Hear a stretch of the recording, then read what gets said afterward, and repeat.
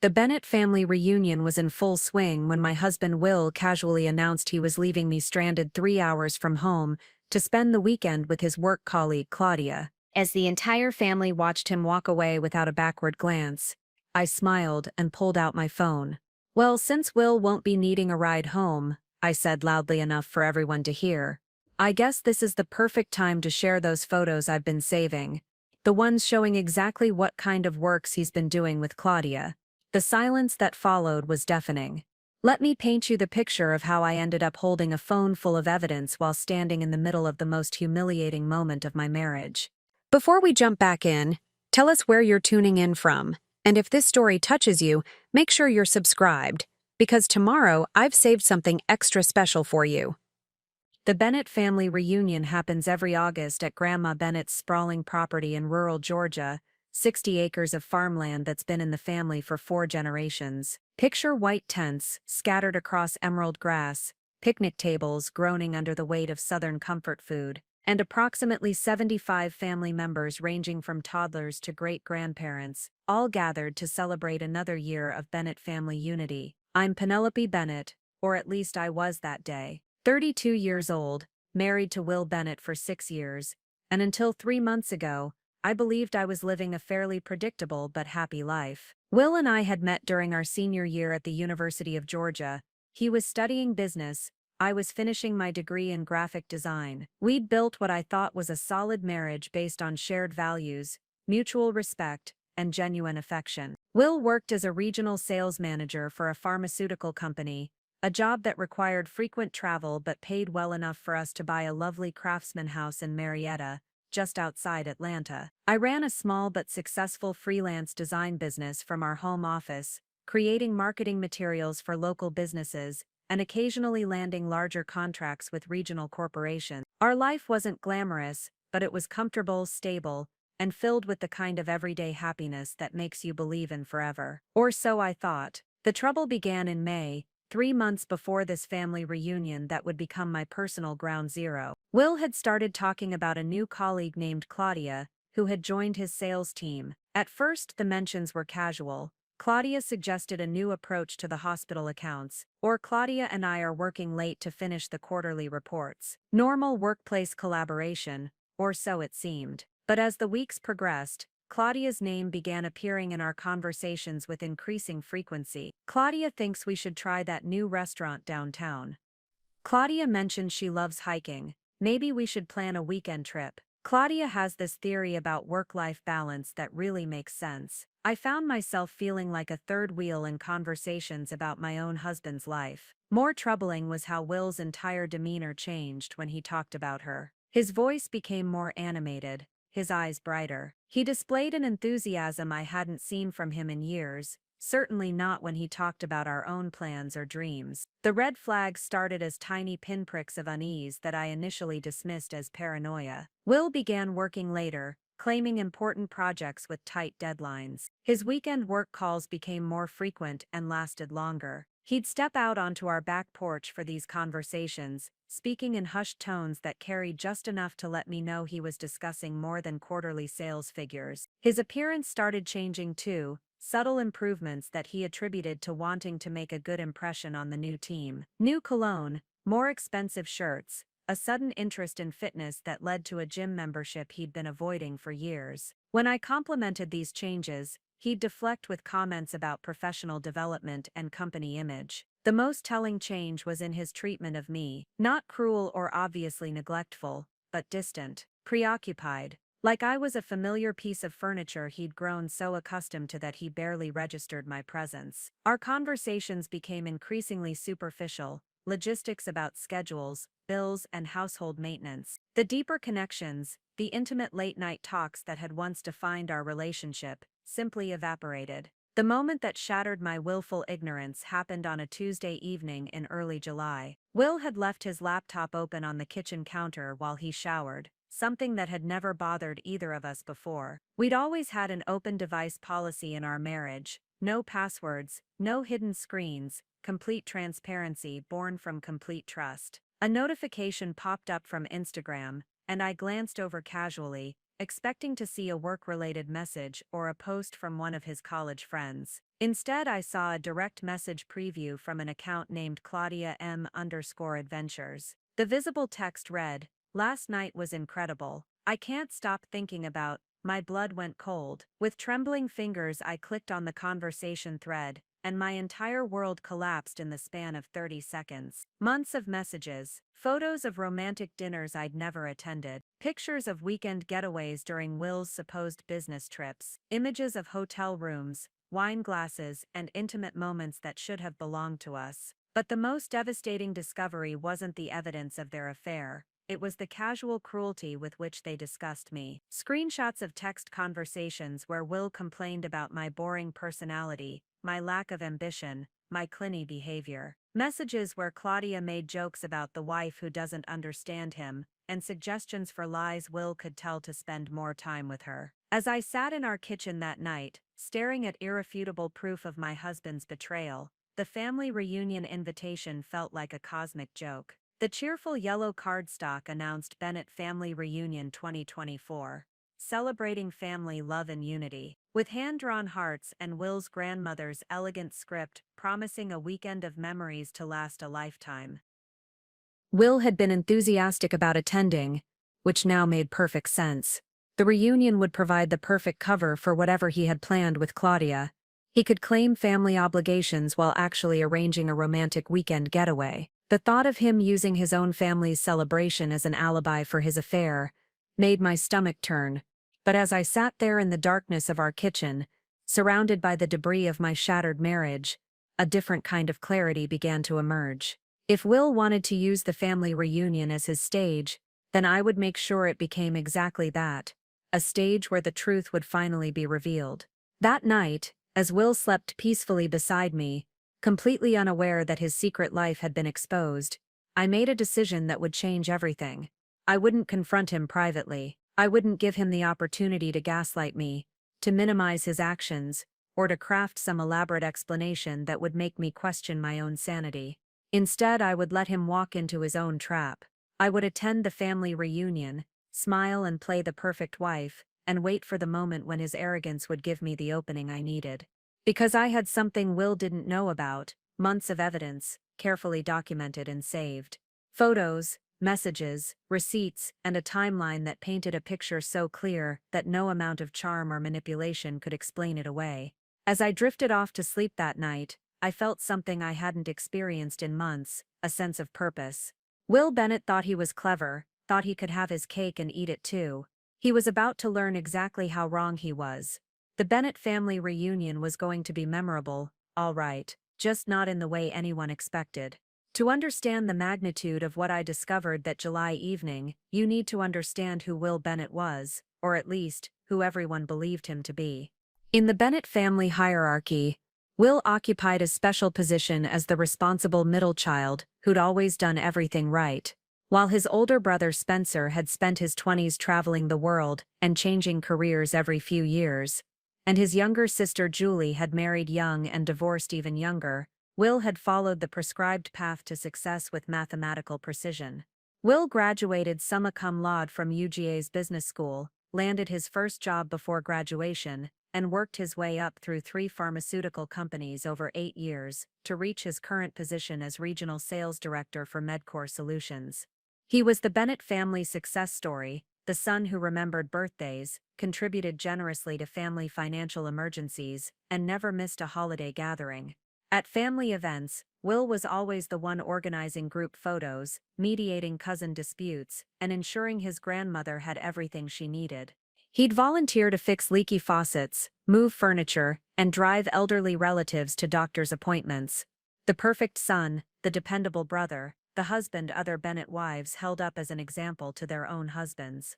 "Why can't you be more like Will?" became such a common refrain at family gatherings that it turned into a running joke. Will would just smile modestly and deflect attention, making self-deprecating comments about being boring or predictable. The family ate it up. Will Bennett, humble, reliable, devoted to family values. For 6 years, Will and I had been the Bennett family's golden couple. We were the ones who arrived early to help set up, stayed late to clean up, and never forgot to bring exactly what we'd been asked to contribute. At Christmas, we coordinated our gifts to avoid duplicates. Preparing and narrating this story took us a lot of time, so if you are enjoying it, subscribe to our channel. It means a lot to us. Now back to the story. At weddings, we were the couple other relatives pointed to when giving relationship advice to younger family members. Look at Will and Penelope, Aunt Carla would say, clutching her wine glass at family barbecues. 6 years married and they still hold hands. They still laugh at each other's jokes. That's how you know it's real love. The irony wasn't lost on me now. We had held hands because Will was always conscious of appearances. We did laugh at each other's jokes because Will had a well-developed sense of what looked good to an audience. Every gesture of affection, every loving glance, every sweet comment had been perfectly calculated to maintain our image as the couple who'd figured it all out. I genuinely believed in our happiness, but looking back with new eyes, I could see how much of our relationship had been performance.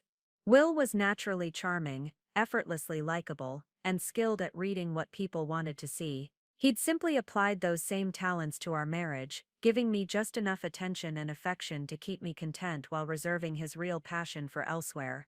As for me, I'd found my place in the Bennett family ecosystem as the supportive wife who made Will look even better. I was the one who remembered to send get-well cards when family members were sick, who organized surprise parties for milestone birthdays, and who could be counted on to bring homemade desserts to every gathering. My graphic design skills had been put to work creating family newsletters, reunion invitations, and memorial programs when relatives passed away. I'd photographed dozens of family events, creating scrapbooks and photo albums that documented the Bennett family history. I'd become the unofficial family chronicler, always behind the camera, always capturing everyone else's special moments. The family appreciated me, but in the way you appreciate a helpful service provider. I was useful, pleasant, and undemanding. I never caused drama, never competed for attention, and never challenged the established family dynamics. I was Will's wife, and that defined my entire identity within the family structure. The Bennett family operated on a complex system of unspoken rules and established hierarchies. Will's father, Anthony, was the patriarch, a retired insurance executive who'd built the family's comfortable middle-class lifestyle through decades of careful financial planning. His word was law, though he rarely needed to assert his authority directly. Will's mother, Julie Sr., named after her daughter, was the family's emotional center. She managed all social obligations, remembered every important date, and served as the communication hub for family news. Julie Sr. had always liked me, but in a distant, polite way. I was good enough for Will, which meant I was acceptable, but I'd never crossed the threshold into truly belonging. Spencer, the eldest son, lived in Denver with his third serious girlfriend in 5 years. He worked in renewable energy consulting and made good money, but his lifestyle choices, no marriage, no children, no mortgage, kept him on the periphery of family approval. He was loved but not quite respected. Julie Jr. had returned to her maiden name after her divorce, and was raising twin boys as a single mother while working as a nurse. She lived in a small apartment 20 minutes from the family home and relied heavily on her parents for childcare support. Her divorce had been messy, public, and embarrassing for the family, which had demoted her from favored daughter to cautionary tale.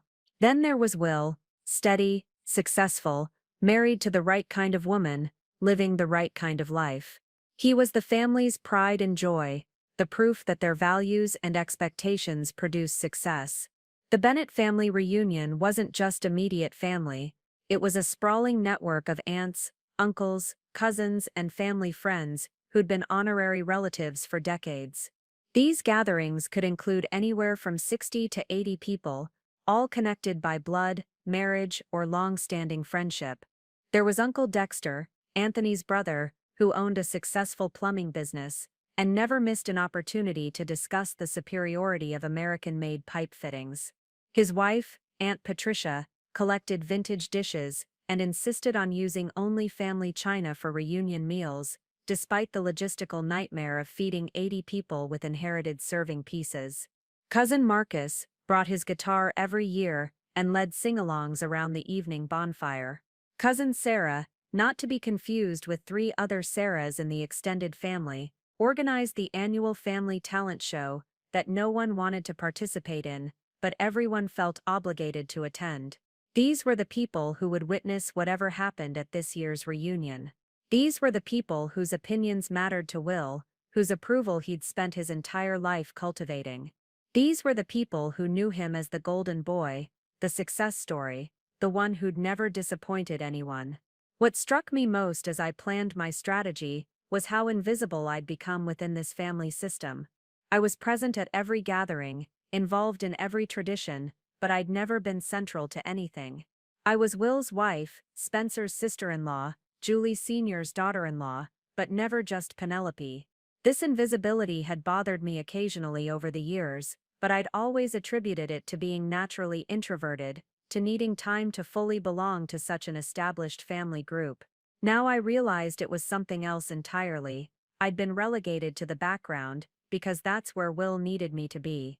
A wife who was too dynamic, too independent, or too attention-grabbing might have interfered with Will's position as the family favorite. A wife who challenged him, questioned him, or outshone him in any way would have complicated his carefully maintained image. I'd been selected, consciously or unconsciously, because I was safe, because I would never be a threat to his status or his ego. But that same invisibility that had marginalized me for 6 years was about to become my greatest weapon. Because people who are invisible observe things that others miss, they notice patterns, contradictions, and truths that everyone else is too busy or self-absorbed to see. And I'd been watching very carefully indeed. What Will Bennett didn't realize about his wife was that I wasn't just a freelance graphic designer who occasionally created brochures for local restaurants and real estate agents.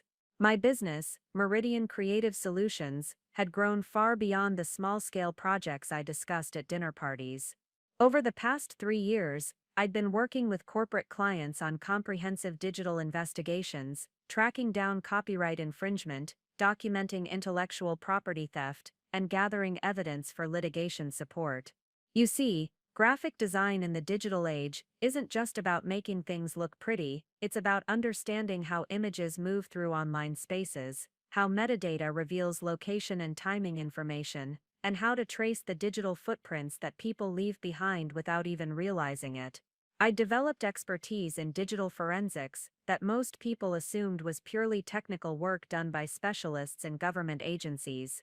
My specialty was corporate espionage cases, situations where companies suspected employees of selling secrets to competitors or using company resources for personal gain. I'd learned to follow money trails through social media posts, identify relationships through image analysis, and document patterns of behavior that revealed deception. Lawyers paid me very well for these skills, but I'd never mentioned this work to Will because I thought he'd find it boring. How wrong I was about what would prove boring to him. The morning after discovering Will's Instagram messages, I sat in my home office staring at my computer screen with entirely new eyes. The skills I'd been using to catch corporate cheaters were about to be applied to my own marriage. I opened a new case file on my secure drive and labeled it Project Bennett. First, I created a comprehensive timeline using specialized software I'd purchased for client work. Every business trip, every late night, every weekend emergency was plotted against Claudia's social media activity. The pattern that emerged was damning in its precision. Will's overnight conference in Birmingham corresponded perfectly with Claudia's Instagram story from a luxury hotel in the same city. His client dinner that ran late aligned with her Facebook check-in at an upscale steakhouse across town. But the real goldmine was in the metadata. Every photo Claudia posted contained embedded information about when and where it was taken. The romantic sunset dinner she'd shared on June 15th, the embedded GPS coordinates placed it at a restaurant in Savannah. The same day, Will claimed to be in a day-long meeting with hospital administrators. The hiking trip she'd documented in early July. The location data showed it was taken at Amicalola Falls. During the weekend, Will told me he was attending a mandatory compliance training session. I began methodically screenshotting everything, but I didn't stop at just saving the images. Using professional-grade software, I documented the metadata for each photo, creating an unshakable timeline of their relationship. Every romantic getaway, every intimate dinner, every stolen weekend was now documented with scientific precision. My corporate investigation experience had taught me that emotional affairs always leave financial trails. I'd learned to follow money because money doesn't lie the way people do.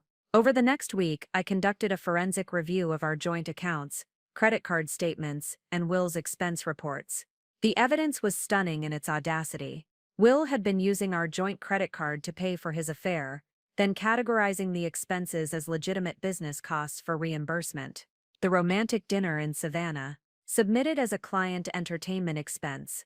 The luxury hotel in Birmingham, filed as conference accommodation. The expensive jewelry I'd found charged to our Visa, listed as a corporate gift for key account management. Will wasn't just cheating on me, he was stealing from both me and his company to fund his betrayal. Each receipt told a story of calculated deception, and I documented every transaction with the thoroughness of a forensic accountant. By the end of the week, I had proof that Will had fraudulently claimed over $12,000 in fake business expenses to pay for his affair.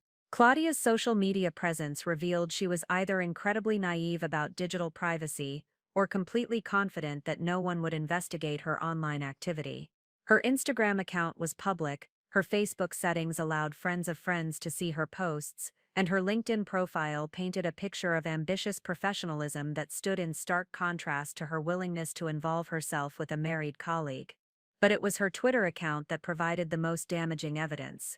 Claudia apparently used Twitter as her personal diary, posting cryptic but revealing updates about her emotional state. Sometimes the best things are worth waiting for, even when they're complicated. From March 15th. Business trips are so much better with good company. From April 3rd. Watching someone choose between old habits and new happiness. From May 20th. Each tweet could be correlated with Will's travel schedule or significant events in our marriage. The May 20th post, for instance, came the day after our 6th wedding anniversary, a dinner that Will had seemed distracted and disengaged throughout. Reading her words, I realized she'd been watching our marriage dissolve in real time and celebrating each step of its destruction. What gave me a significant advantage in gathering evidence was my professional-grade equipment and software. While most people take screenshots with their phones and hope for the best, I was creating forensically sound documentation that would hold up in legal proceedings. I used specialized programs to capture not just images, but the complete source code of web pages, ensuring that even if Claudia deleted her posts, I would have permanent records. I'd also invested in social media monitoring software for my business clients, programs that could track changes to profiles, alert me to new posts, and create automatic backups of content. I set up monitoring for both Will's and Claudia's social media accounts, creating a comprehensive surveillance system that documented their digital relationship in real time. My home office, which Will saw as my little hobby space where I played with design projects, was actually equipped with the kind of investigation technology that private investigators and corporate security firms paid thousands of dollars to access. I had database access for reverse image searching, professional-grade photo analysis software, and secure cloud storage systems that could maintain legal evidence chains.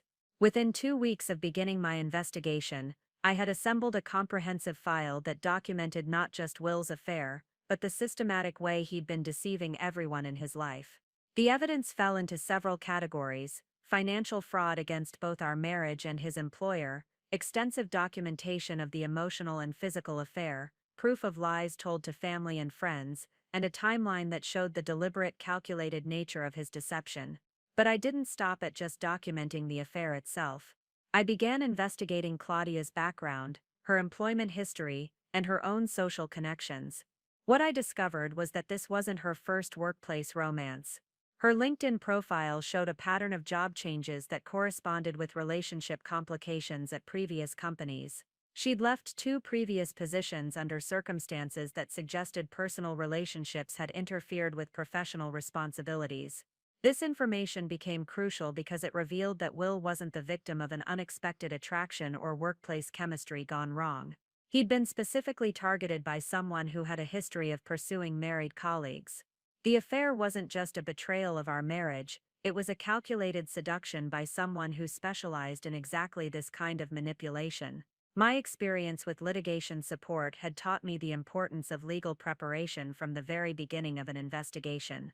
I consulted with a forensic accountant who specialized in divorce cases, ensuring that my financial documentation would meet legal standards. I worked with a technology consultant to verify that my digital evidence would be admissible in court proceedings. Most importantly, I began working with a private investigator who could supplement my digital evidence with physical surveillance. While I could document their online relationship and financial improprieties, I needed professional help to gather evidence of their physical meetings and establish the full scope of their deception. The private investigator, a former police detective named Marcus Riley, was impressed by the quality and thoroughness of my digital investigation. Most people come to me with suspicions, and maybe a few screenshots, he told me during our initial consultation. You've built a case that's already courtroom ready. My job is just to fill in the gaps. Perhaps the most important discovery during this investigation phase wasn't about Will's betrayal, it was about my own strength. As I methodically documented each lie, each deception, each cruel comment about our marriage, I found myself becoming emotionally detached from the pain of discovery.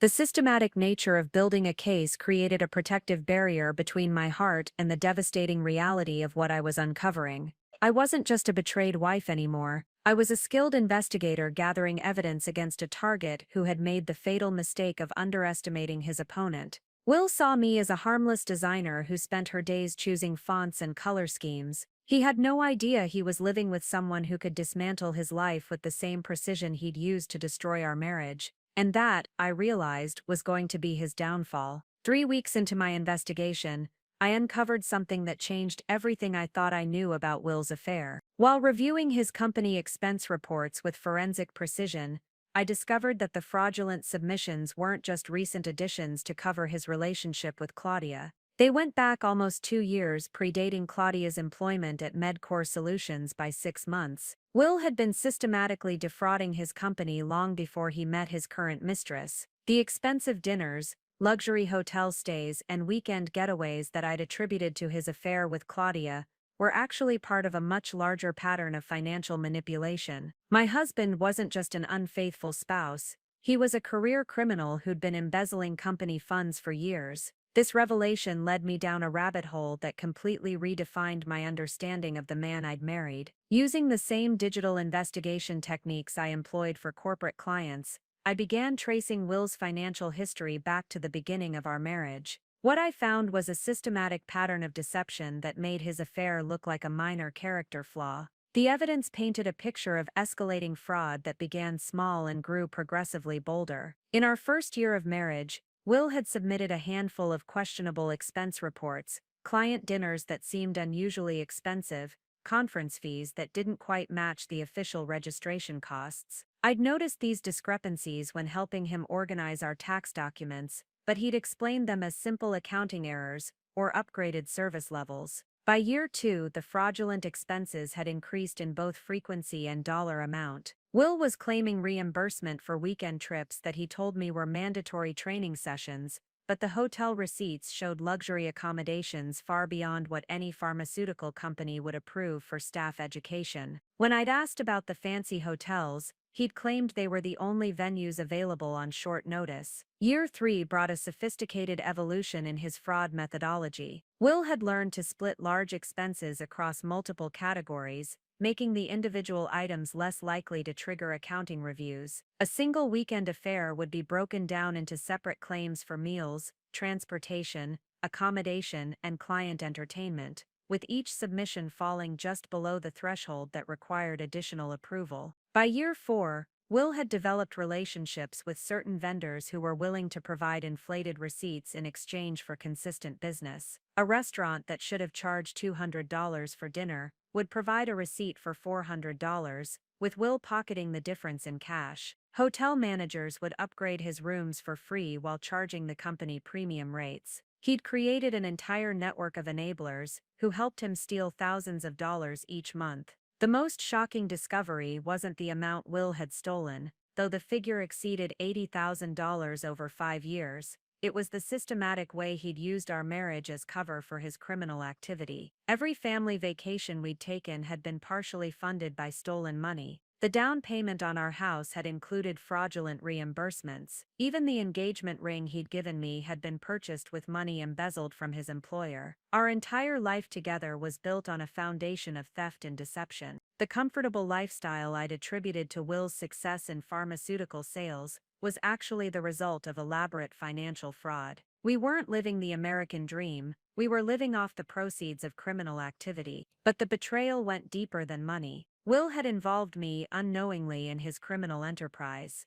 He'd used our joint accounts to process the fraudulent reimbursements, making me an unwitting accomplice to money laundering. He'd claimed some of my legitimate business expenses as his own, stealing both from his company and from my tax deductions. He'd even forged my signature on documents when he needed a spouse's authorization for certain financial transactions. My investigation revealed that Will's fraudulent activities extended beyond simple expense manipulation. He'd been working with a network of other sales representatives to share vendor contacts, coordinate fraudulent billing schemes, and cover for each other's suspicious activities. This wasn't a lone wolf operation. It was an organized conspiracy involving multiple employees across several pharmaceutical companies. The group had developed sophisticated methods for avoiding detection. They rotated which team members would submit large expense claims, ensuring that no individual appeared to be an outlier. They'd identified accounting personnel who were more lenient in their review processes and timed their submissions to coincide with busy periods when scrutiny would be minimal. They even had a system for sharing information about internal audits and compliance reviews.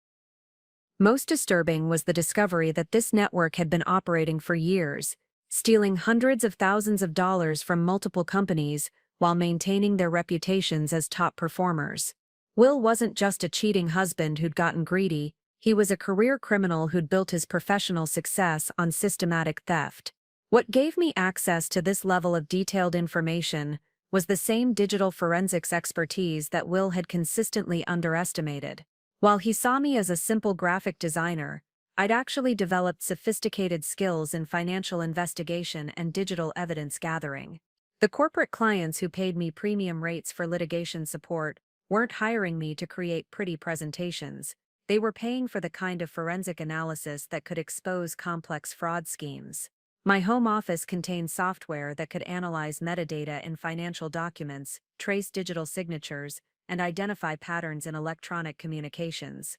I had access to databases that could verify vendor information, cross-reference expense submissions, and flag suspicious financial activities. Will had been living with someone who possessed exactly the skills needed to uncover his criminal enterprise, and he'd never realized the danger. The irony was overwhelming. While Will was lying about his business trips and covering his tracks with fake receipts, I was literally being paid to catch people who engaged in exactly the same behavior. Every technique he'd used to hide his fraud, I'd seen before. Every excuse he'd made for suspicious expenses, I'd heard from other criminals. He'd married his worst nightmare and never even known it. As the scope of Will's criminal activity became clear, I realized that my evidence gathering had evolved far beyond preparing for a divorce. I was now documenting federal crimes that could result in decades of prison time. Wire fraud, money laundering, conspiracy, and embezzlement charges would likely follow if this information reached the proper authorities. The decision about what to do with this evidence would ultimately determine not just the end of our marriage, but the rest of Will's life. I held documentation that could send him to federal prison and destroy any possibility of his maintaining his professional career or family relationships. The power I'd gained through this investigation was far greater than I'd ever imagined when I first discovered his affair. But more importantly, I'd learned something crucial about the upcoming family reunion. Will's plan to abandon me there wasn't just about spending time with Claudia, it was part of a larger exit strategy. My investigation had revealed that he'd been preparing to leave his job, liquidate his assets, and disappear with his stolen money. The reunion was meant to be his final performance as the perfect family man before he vanished into a new life funded by 5 years of embezzlement. By the end of July, 3 weeks before the family reunion, I possessed a complete picture of Will's double life. He wasn't just having an affair, he was planning to abandon everything and everyone who'd ever trusted him. His theft from the company, his betrayal of our marriage, and his deception of his family were all part of a comprehensive plan to escape accountability and start over with his stolen wealth. The family reunion represented his final goodbye, though no one else would recognize it as such. He would play the role of devoted son and perfect family man one last time, then disappear into a new identity with Claudia and their stolen fortune. In his mind, he was already gone. The reunion was just his farewell performance. But Will had made one critical miscalculation. He'd underestimated the woman he'd married, and that mistake was about to cost him everything. Because while he'd been planning his escape, I'd been building a trap, and the family reunion that was supposed to be his triumphant exit was about to become the scene of his complete destruction. The perfect crime was about to meet the perfect investigator, and I had home field advantage. The moment that transformed me from passive observer to active participant in my own life happened on a sweltering Thursday evening in early August, exactly 2 weeks before the family reunion. I was in our kitchen preparing dinner when Will's phone rang with a call that would become the catalyst for everything that followed. Will was in the shower, and his phone was charging on the kitchen counter where he'd left it after arriving home from work. When it started ringing, I glanced over casually, expecting to see his mother's name or perhaps a colleague with a last-minute work question. Instead, the screen displayed Claudia, with a heart emoji, a contact entry that definitely hadn't existed the last time I'd seen his phone. The audacity of it took my breath away. Not only was he carrying on an affair, but he'd become so comfortable with his deception that he was now saving his mistress's contact information with romantic symbols. In our shared home, on a phone that I occasionally used to check the time or look up restaurant numbers when we were deciding where to eat. The call went to voicemail, but 30 seconds later, a text message appeared on the lock screen preview: emergency at work. Need to talk. Call me back ASAP. When Will emerged from the bathroom 15 minutes later, I watched him check his phone with the studied attention of a behavioral analyst. His face went through a carefully controlled series of expressions: surprise, concern, and then determination. He was preparing to lie to me, and I was watching him construct the deception in real time. "Honey," he said, his voice carrying just the right note of regret. "I just got a call from the office. There's a major crisis with the Riverside Hospital account. Apparently, their head of purchasing has some serious concerns about our contract renewal, and if we don't address them immediately, we could lose a $2.3 million account." I continued stirring the pasta sauce, maintaining the facade of the trusting wife, while internally cataloging every element of his performance. The specific dollar amount was a nice touch, precise enough to sound convincing, large enough to justify urgency. The mention of a head of purchasing provided an official-sounding authority figure who would presumably be unavailable for verification. "Oh no," I replied with practiced sympathy. "What do you need to do?" "Claudia and I are going to have to drive down to Macon tonight for an emergency meeting first thing tomorrow morning. The purchasing director can only meet with us before his regularly scheduled Friday appointments, so we need to be there by 7 a.m. Notice, I thought, how smoothly he integrated Claudia into the business justification. Not "I need to drive to Macon" or "the company is sending someone to Macon," but specifically Claudia and I. He was establishing her presence in the narrative from the beginning, making it seem natural and necessary rather than suspicious. "Will you be back tomorrow night?" I asked, continuing to play my role while internally recording every detail of his lie. "Probably not until Saturday afternoon," Will replied, moving into our bedroom to pack an overnight bag. "After the morning meeting, we need to tour their facilities, review their current inventory management systems, and probably take the department heads out for dinner to smooth over any relationship issues. You know how these hospital accounts are, everything is about relationships and FaceTime." I followed him into the bedroom, watching as he packed clothes that were notably nicer than what he typically wore for actual business trips. The silk tie I'd given him for our anniversary. The expensive cologne he usually saved for special occasions. The Italian leather shoes that had cost more than some people's car payments. "It sounds like a really important account," I said, leaning against the doorframe. "I hope you can save it." "Oh, we will," Will replied with confidence. "Claudia is brilliant with relationship management. She has this way of reading people and knowing exactly what they need to hear. The hospital administrators love her." The casual praise for Claudia's professional abilities made my stomach turn, but it also provided valuable insight into how Will rationalized his affair. He'd convinced himself that his attraction to her was based on professional admiration, that their relationship was built on shared competence rather than mutual deception. "There's just one thing," Will said, pausing in his packing. "I know we're supposed to go to Mom and Dad's on Saturday for dinner before the reunion.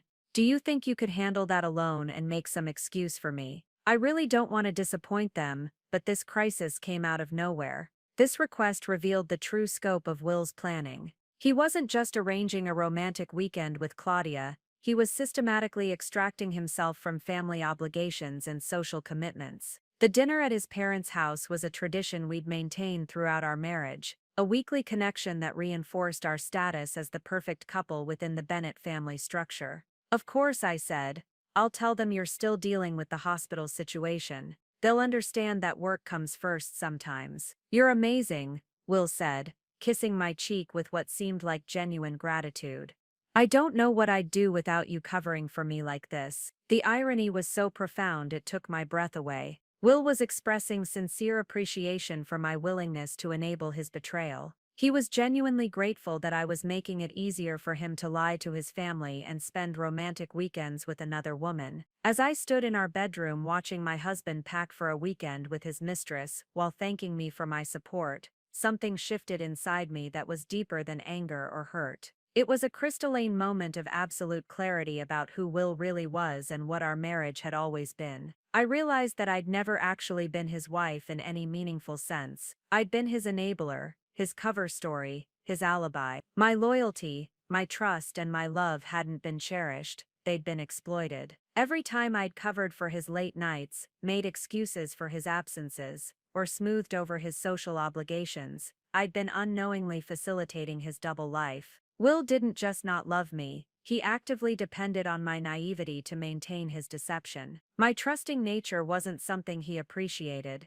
it was a resource he mined for his own convenience. The better wife I tried to be, the easier I made it for him to betray me. In that moment, standing in our bedroom while Will packed for his romantic getaway, I made a decision that would determine everything that happened at the family reunion. I wouldn't confront him about the affair. I wouldn't demand explanations or ultimatums. I wouldn't give him any indication that his deception had been discovered. Instead, I would let him go to Macon. I would let him have his romantic weekend with Claudia. I would attend dinner at his parents' house alone and make convincing excuses for his absence. I would play the role of understanding wife one more time. Because I now understood something that Will had failed to grasp, his overconfidence was his weakness. He'd become so comfortable with lying to me that he'd stopped being careful about the details. He'd grown so accustomed to my support that he'd begun to take it for granted.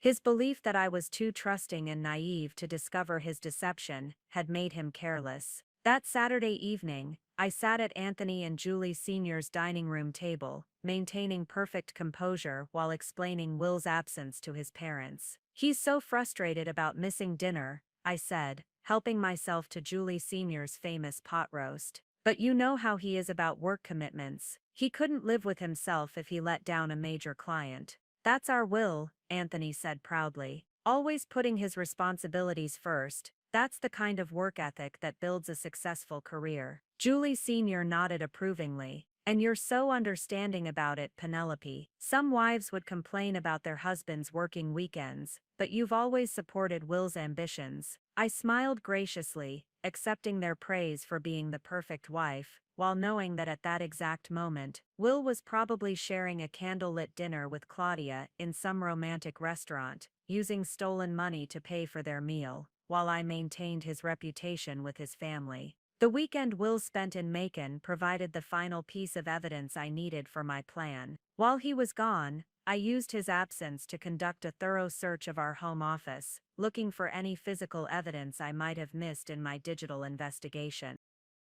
Hidden in a folder labeled Tax Documents 2023, I found printed copies of hotel receipts, restaurant bills, and travel confirmations that documented not just his recent affair with Claudia, but his entire pattern of deception over the past 5 years. Will had been keeping physical backup records of his fraudulent activities, apparently as insurance against potential computer failures or audit requests. These documents provided the missing link between his financial crimes and his personal betrayals. They proved that his theft hadn't begun with his affair. His affair had simply given him more creative ways to spend stolen money. They also revealed the scope of his planned escape, showing reservations and deposits for a luxury apartment in another city, scheduled to begin the Monday after the family reunion. Will's plan was now completely clear. The family reunion was his farewell performance, his final appearance as the devoted son and perfect husband. After that weekend, he intended to disappear with Claudia and their stolen fortune,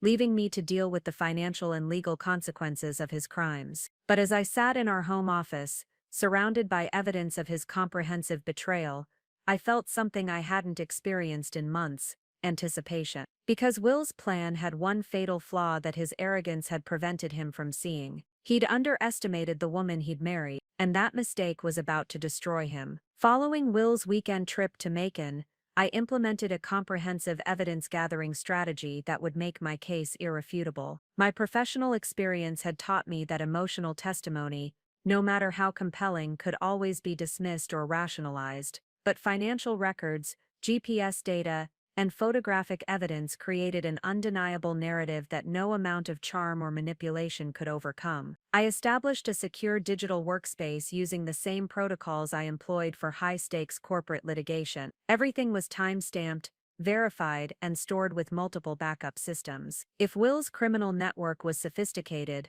my documentation process was going to be bulletproof. The first phase involved creating a comprehensive digital timeline that correlated Will's claimed business activities with his actual whereabouts. Using geolocation data from his social media check-ins, credit card transaction locations, and cellular tower ping records I could access through my investigative software, I mapped his real movements against his reported schedule. The results were devastating. Will's mandatory training weekend in Nashville actually placed him at a luxury resort in Asheville with Claudia. His client emergency in Jacksonville showed transactions at romantic restaurants in Savannah. Every business trip had been a lie, and every lie was now documented with scientific precision. My background in corporate fraud investigation had taught me that money always tells the truth. While people can lie convincingly about their emotions, their motivations, and their intentions, financial transactions create an objective record that can't be manipulated after the fact. I conducted a forensic analysis of every financial account Will had access to,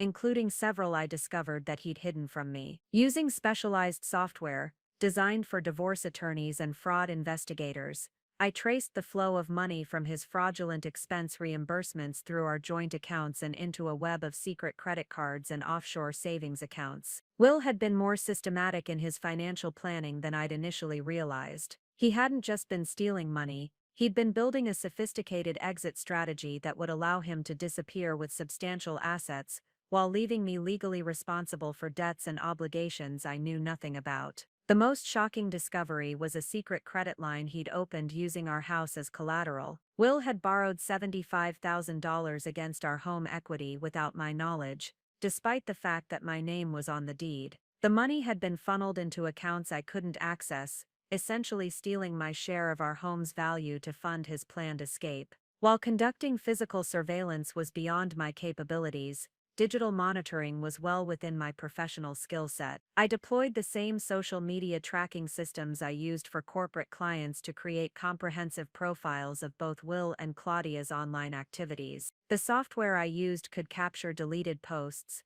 track private message activity, and identify connections between different social media platforms. Within days, I had access to conversations, photos, and planning documents that revealed the full scope of their relationship and their future plans. Most damaging were the screenshots of their private message exchanges where they discussed their post-reunion plans. Will had told Claudia that after the family gathering, he would finally be free to start our real life together. They'd been apartment hunting in Charleston, planning elaborate vacations and discussing wedding arrangements, all funded by money stolen from his employer and hidden from me. My corporate investigation background had taught me to follow vendor relationships when tracking financial fraud. I began systematically contacting the restaurants, hotels, and service providers that appeared on Will's expense reports, verifying which transactions were legitimate business expenses and which were personal expenditures fraudulently categorized. The pattern that emerged was more extensive than I'd anticipated. Will had developed relationships with multiple vendors who were willing to participate in his fraud scheme. Restaurant managers would inflate bills in exchange for guaranteed business. Hotel clerks would upgrade rooms while charging corporate rates. Even some conference organizers were providing fake registration confirmations for events that Will never attended. This network of corruption extended beyond simple financial fraud. It represented a comprehensive conspiracy that involved multiple businesses and individuals. Each vendor relationship I documented added another layer of criminal activity to Will's growing legal exposure. By mid-August, 1 week before the family reunion, I had assembled what any prosecutor would consider an airtight case against Will Bennett. The evidence file contained over 300 pages of financial documents, 150 screenshots of social media communications, GPS location data for more than 50 fraudulent business trips, and video evidence of Will meeting with Claudia at locations that contradicted his reported work schedule. But beyond the sheer volume of evidence was its quality. Every piece of documentation met legal standards for admissibility. Every financial transaction had been verified through multiple sources. Every digital record included metadata that confirmed its authenticity. I hadn't just gathered evidence, I'd built a case that could withstand the most aggressive legal challenge. The psychological profile that emerged from this investigation revealed Will to be far more calculating than I'd ever imagined. His betrayal wasn't the result of impulsive attraction or momentary weakness. It was the product of years of deliberate planning and systematic deception. As the family reunion approached, I made my final preparations for what would become the most important presentation of my professional career. I organized the evidence into compelling visual narratives that would be impossible to dismiss or rationalize. Every financial transaction was color-coded and mapped to corresponding social media activity. Every lie Will had told was documented alongside photographic proof of his real activities. I prepared multiple presentation formats, a comprehensive digital slideshow for detailed review, printed summaries for distribution, and a streamlined version optimized for mobile devices. I wanted to ensure that regardless of the technology available at the reunion, I could present irrefutable evidence of Will's deception. Most importantly, I prepared myself emotionally for what was coming. The evidence I'd gathered would destroy not just Will's marriage, but his relationships with his family, his professional reputation, and his freedom. The man who'd spent 6 years lying to me was about to face the consequences of his choices in the most public and devastating way possible. But as I reviewed the comprehensive documentation of his betrayal one final time, I felt no guilt about what I was planning to do. Will had made his choices deliberately and systematically over many years. The family reunion would simply be the moment when those choices finally caught up with him. The perfect crime was about to meet perfect justice, and I had the evidence to prove it. The week before the reunion brought an unexpected twist that made Will's deception even more grotesque. As I maintained my performance as the understanding wife, I found myself receiving praise from the Bennett family for exactly the qualities that were enabling Will's betrayal. During my solo dinner with Anthony and Julie Sr., they'd spent considerable time complimenting my patience with Will's demanding work schedule. "You're such a supportive wife," Julie Sr. had said. "Not every woman would be so understanding about all these business emergencies." Anthony nodded approvingly. "Will is lucky to have someone who appreciates the sacrifices necessary for professional success." I sat there accepting their praise while knowing that Will's career demands were actually romantic getaways with his mistress, funded by embezzled money. The Bennett family was literally celebrating my role in facilitating their son's criminal activities. Even more disturbing was learning how Will's employer had unknowingly enabled his fraud. During my investigation, I discovered that Medcore Solutions' expense reporting system had significant security flaws that Will had been exploiting systematically. Expenses under $500 were automatically approved without human review. Receipts weren't required until quarterly audits. The system allowed employees to submit client entertainment expenses without requiring details about which clients were involved. Will had essentially discovered that his company was paying him to steal from them. His supervisor regularly complimented him on his dedication to client relationships, not realizing that his client entertainment expenses were funding an elaborate affair. The ultimate irony came when I discovered that Will had been named salesperson of the quarter for the same period when his fraudulent expenses peaked. The company had rewarded him for the quarter when he stole the most money from them. Claudia's social media presence revealed another layer of irony that made their deception even more infuriating. She regularly posted inspirational quotes about honesty, integrity, and living authentically. Her LinkedIn profile described her as someone who values transparency and ethical business practices. While publicly advocating for moral behavior, she was privately helping Will steal money from their employer and destroy his marriage. Her Instagram was filled with photos from their stolen getaways, tagged with captions like "grateful for honest connections" and "living my truth." The most galling discovery was a post she'd made about supporting women in business just days after I'd learned about their affair. She'd shared an article about women helping other women succeed professionally, while actively participating in the destruction of another woman's marriage and financial security. As the reunion approached, I discovered that Will's deception had financial implications for his extended family that none of them realized. Uncle Dexter had invested in a business venture based on Will's recommendation, not knowing that Will's financial advice was based on information stolen from his employer. The Bennett family's financial interconnectedness meant that Will's crimes had touched almost everyone who would be at the reunion. They'd all benefited directly or indirectly from his stolen money while believing they were dealing with a successful, ethical family member. Most troubling was discovering that Will had been using his family connections to further his fraud scheme. He'd submitted expense reports for family obligations that were actually romantic dinners with Claudia. The ultimate irony emerged in the final days before the reunion. Will's plan to escape depended entirely on maintaining the very relationships he was betraying. His exit strategy required his family's continued trust, his employer's continued confidence, and my continued naivety. But his overconfidence in manipulating these relationships had created the exact conditions for his downfall. The man who thought he was too smart to get caught had been living with a forensic investigator for 6 years. Will Bennett was about to learn that irony, when it finally arrives, doesn't just wound, it destroys completely.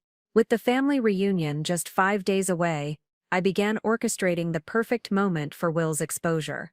My professional experience had taught me that timing wasn't just important in investigations, it was everything. Reveal evidence too early, and the target has time to prepare damage control. Wait too long, and you lose the element of surprise. The Bennett family reunion followed a predictable schedule that I'd observed for 6 years. The Sunday afternoon family meeting was my target. By then, everyone would be present, relaxed, and emotionally invested in the weekend. The formal setting would ensure serious attention, while the family context would maximize emotional impact on Will. But the timing had to be precise. Too early in the meeting, and other business might overshadow my revelation. Too late, and people might start leaving. I needed to position my announcement at the exact moment when it would have maximum impact and minimum opportunity for Will to recover. Presenting complex evidence to 75 people at an outdoor family gathering required careful logistical planning. I couldn't rely on sophisticated audio equipment. Everything had to be visible, audible, and comprehensible without technological assistance. I created poster board presentations that could be easily displayed and passed around. Each board focused on a specific aspect of Will's deception: financial fraud timeline, affair documentation, vendor conspiracy network, and escape plan evidence. For digital evidence, I prepared multiple tablets and smartphones preloaded with the most damaging photos, messages, and financial records. These devices would be passed through the crowd, allowing everyone to see evidence firsthand rather than relying on my descriptions. Most importantly, I prepared comprehensive evidence packets for every adult family member. Each packet contained essential financial documents, photographs, and timeline information proving Will's guilt beyond reasonable doubt. My investigation background had taught me that evidence alone doesn't determine outcomes, human psychology does. Will's family loved him, trusted him, and had built their identity around his success. Convincing them to accept the truth would require more than just showing documents. I prepared for every psychological defense mechanism the family might employ. Denial would be first. I organized evidence to progress from undeniable to shocking, making denial increasingly difficult. Anger would follow, but I needed it directed at Will rather than at me. Bargaining would be third. I prepared responses explaining why private solutions were impossible given the legal implications. Understanding the Bennett family power structure was crucial. Anthony would need concrete proof before believing accusations against his favored son. Julie Sr. would focus on emotional betrayal. Spencer would be inclined to believe negative information about Will. Uncle Dexter's business background would make him sensitive to financial fraud. Professional investigators always prepare for unexpected developments. What if Will didn't attend the family meeting? What if he tried to leave early? What if he attempted to discredit my evidence or attack my credibility? I prepared contingency plans for each scenario.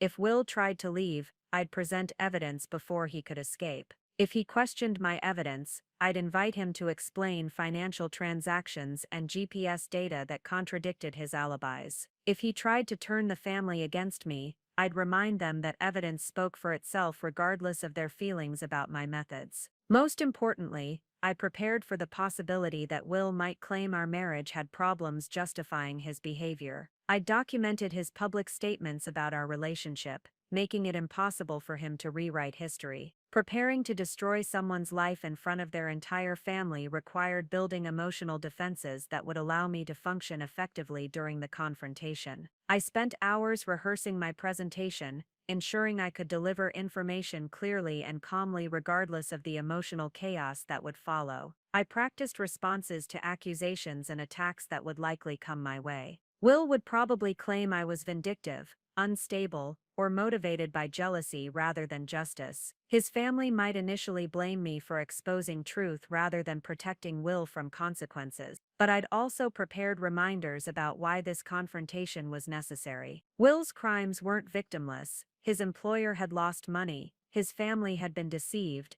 and I'd been systematically betrayed and financially exploited. The reunion revelation wasn't revenge. It was accountability. Will Bennett had spent years underestimating the woman he'd married. He was about to discover exactly how costly that mistake would be. 2 days before the reunion, I entered a state of hyper-focused preparation. Every detail mattered now. I moved through our house like a forensic technician preparing for the most important case of my career, which in many ways it was. I spent Thursday evening creating backup copies of all evidence files, storing them on multiple encrypted drives distributed between my car, office, and a safety deposit box. If Will discovered my investigation and tried to destroy evidence, I wanted multiple copies to survive any damage control attempt. The physical evidence packets required careful assembly. Each folder contained 47 pages of documentation, organized chronologically, with clear summaries explaining each piece's significance. I created color-coded tabs allowing family members to quickly locate financial fraud,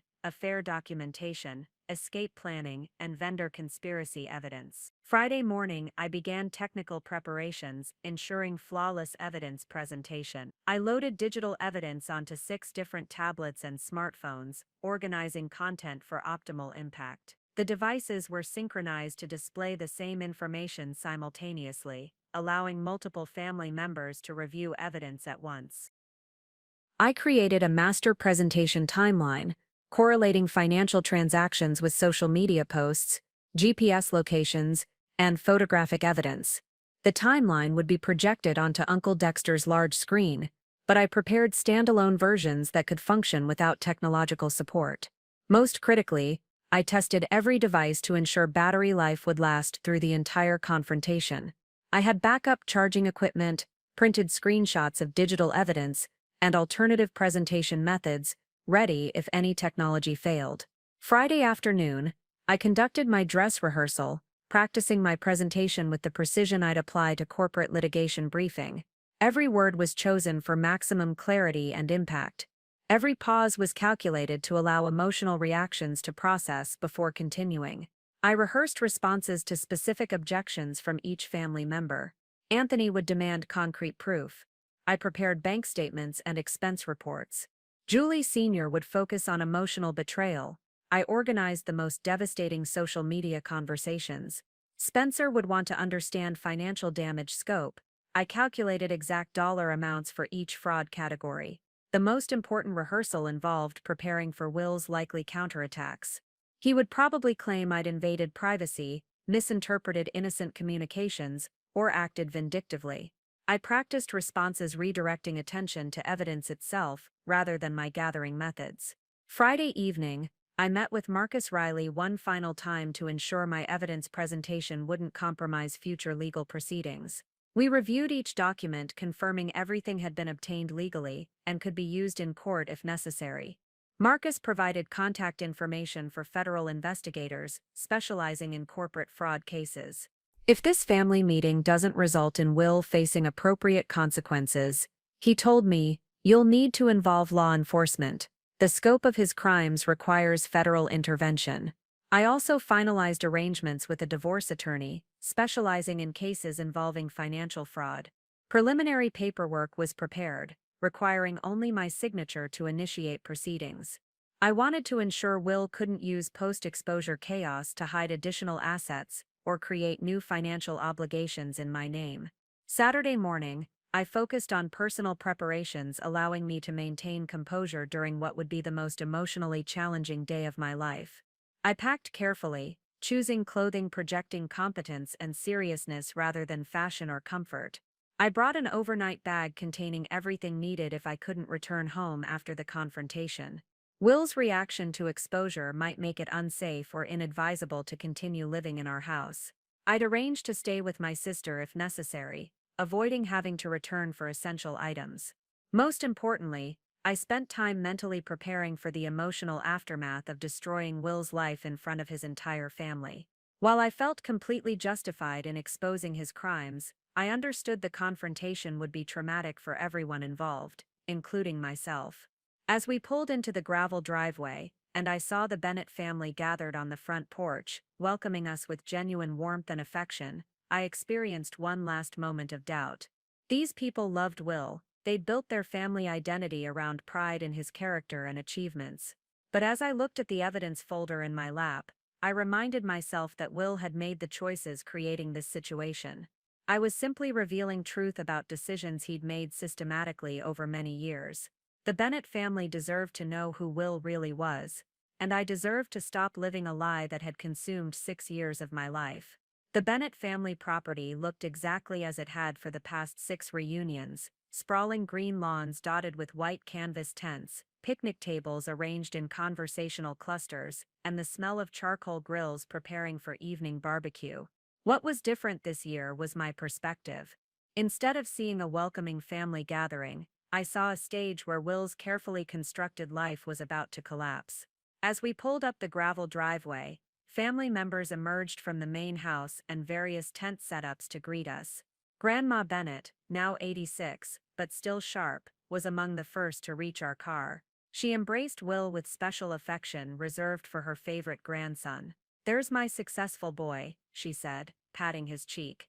"I've been bragging to everyone at the senior center about how well you're doing at that pharmaceutical company." The irony was profound.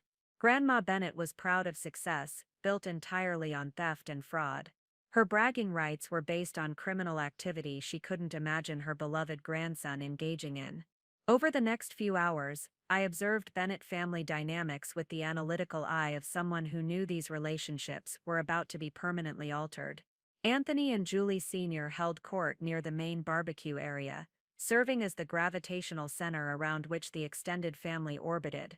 Spencer had arrived from Denver with his latest girlfriend, Rebecca, who seemed overwhelmed by the Bennett family network's size and intensity.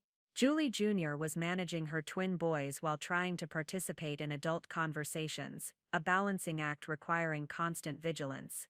I paid particular attention to Uncle Dexter's stories about a real estate investment Will had recommended.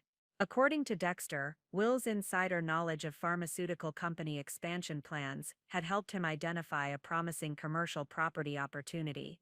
What Dexter didn't know was that Will's insider knowledge came from stolen corporate documents.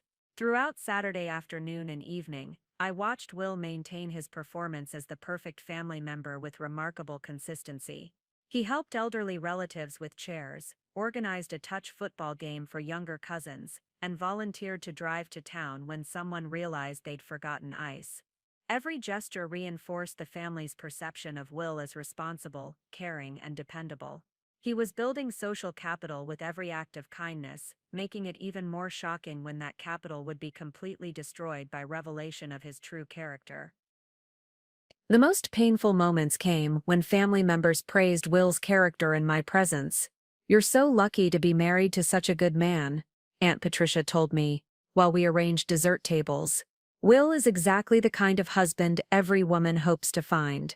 The traditional Saturday evening barbecue was a sprawling affair involving 73 family members, from Grandma Bennett's elderly sister to 3-year-old cousin Emma, experiencing her first family reunion.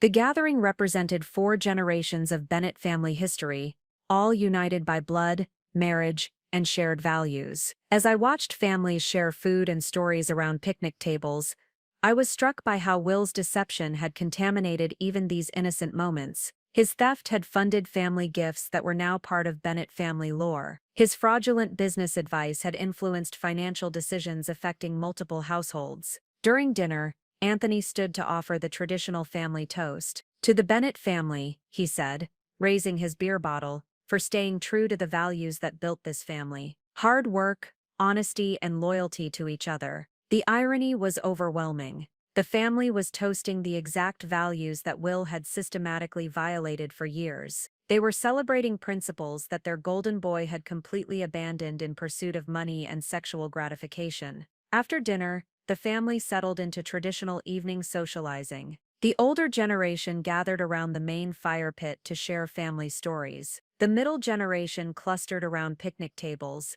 discussing children, careers, and home renovations. The younger cousins organized games that would continue until parents called bedtime. I found myself moving between groups, listening to conversations with new ears. So many topics touched on Will: his professional success, stable marriage, financial acumen, reliability as a family member. The Bennett family identity was deeply intertwined with Will's reputation, making the coming revelation even more devastating. During one particularly painful conversation, Spencer mentioned thinking about leaving his renewable energy job to pursue pharmaceutical sales like Will. "He's proven it's possible to build a really successful career in that industry," Spencer said. "Maybe he could give me advice about making the transition." As the evening wound down and families began retreating to assigned sleeping arrangements, I experienced a surreal sense of calm. The evidence was prepared, timing was set, and the stage was arranged exactly as I needed it. Tomorrow's family meeting would begin at 2 p.m.,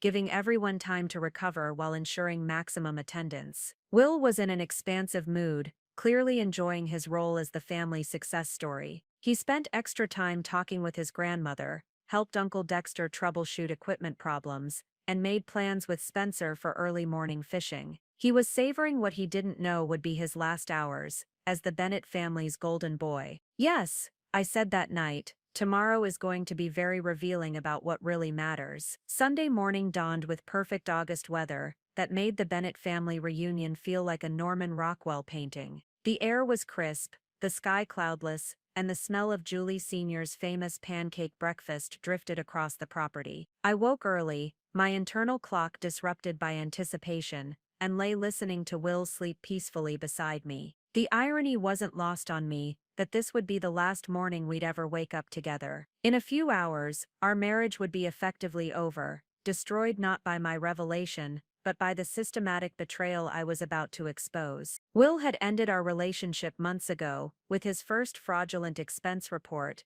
and his first lie about Claudia. As families emerged from various sleeping arrangements and gathered for breakfast, I observed the Bennett morning routine with detached fascination. Will threw himself into morning activities with the enthusiasm of someone trying to create perfect final memories, organizing games and volunteering to help with setup. Will's behavior throughout the morning suggested he was preparing for departure in ways no one else recognized. During breakfast, he made unusually sentimental comments about family traditions and childhood memories. He spent extra time talking with Grandma Bennett, asking detailed questions about family history that seemed academic rather than conversational. Most tellingly, he made several comments about appreciating the present moment and not taking family for granted. "You never know when circumstances might change," he told Uncle Dexter during a conversation about the next reunion's location. "It's important to treasure these times together." I watched his performance with growing fascination.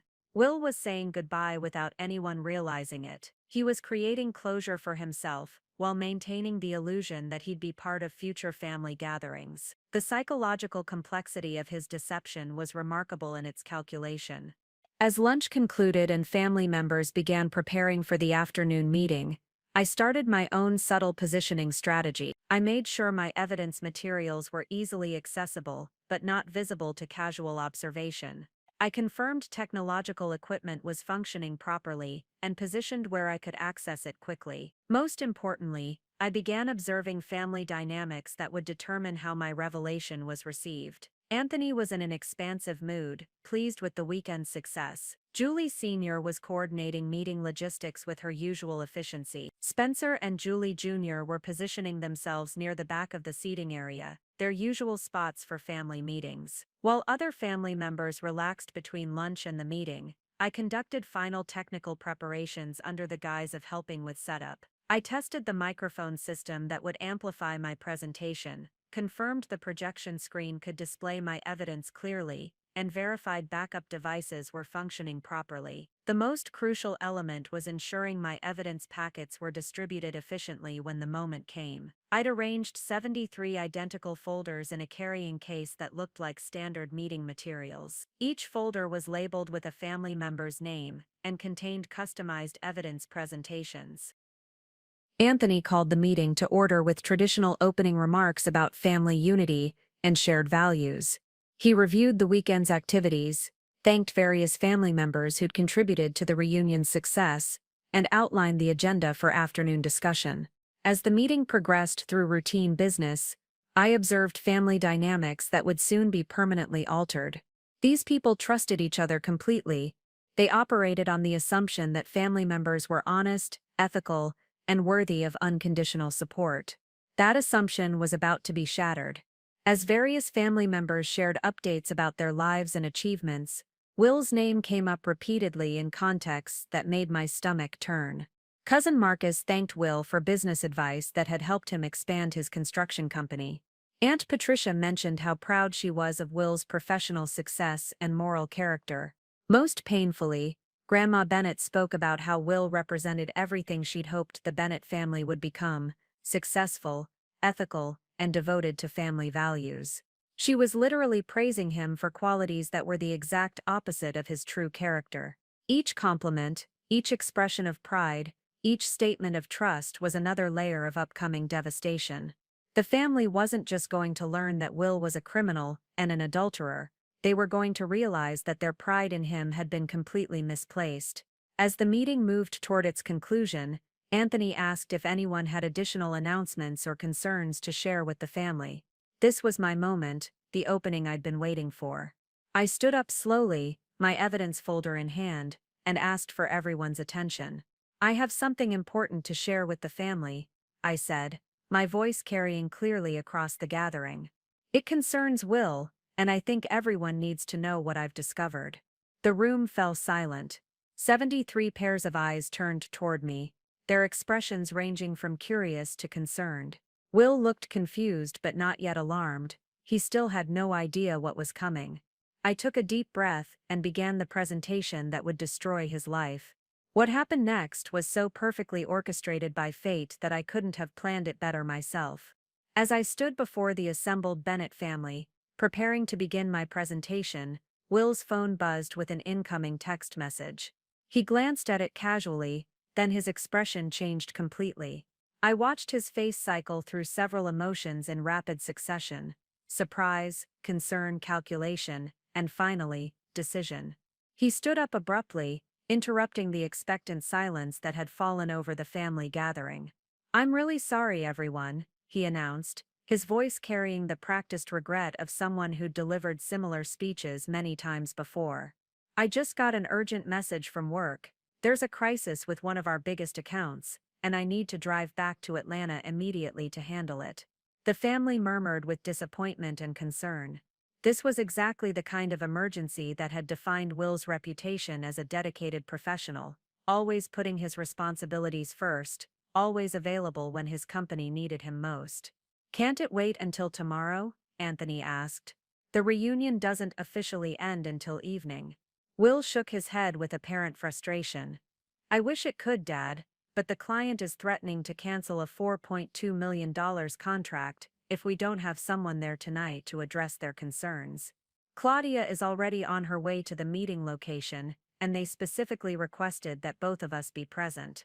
What came next was a moment of such calculated cruelty that it took my breath away. Will turned to me with an expression of apologetic helplessness that would have been convincing if I hadn't known the truth. Penelope, honey, I know this is terrible timing, but I need to leave right now. The thing is, I drove straight from the office Friday evening to pick up Claudia for this emergency trip, and I need to take her back to Atlanta for the client meeting. There's not really room for 3 people in my car with all the presentation materials we need to bring. The family was listening intently, accepting this explanation as another example of Will's professional dedication. But I understood what was really happening. Will was abandoning me at his family reunion to run off with his mistress, and he was doing it in front of 73 witnesses who would remember this moment for the rest of their lives. Can't someone else give Penelope a ride home? Julie Sr. asked, immediately moving into problem-solving mode. Of course we can work something out, Will replied smoothly.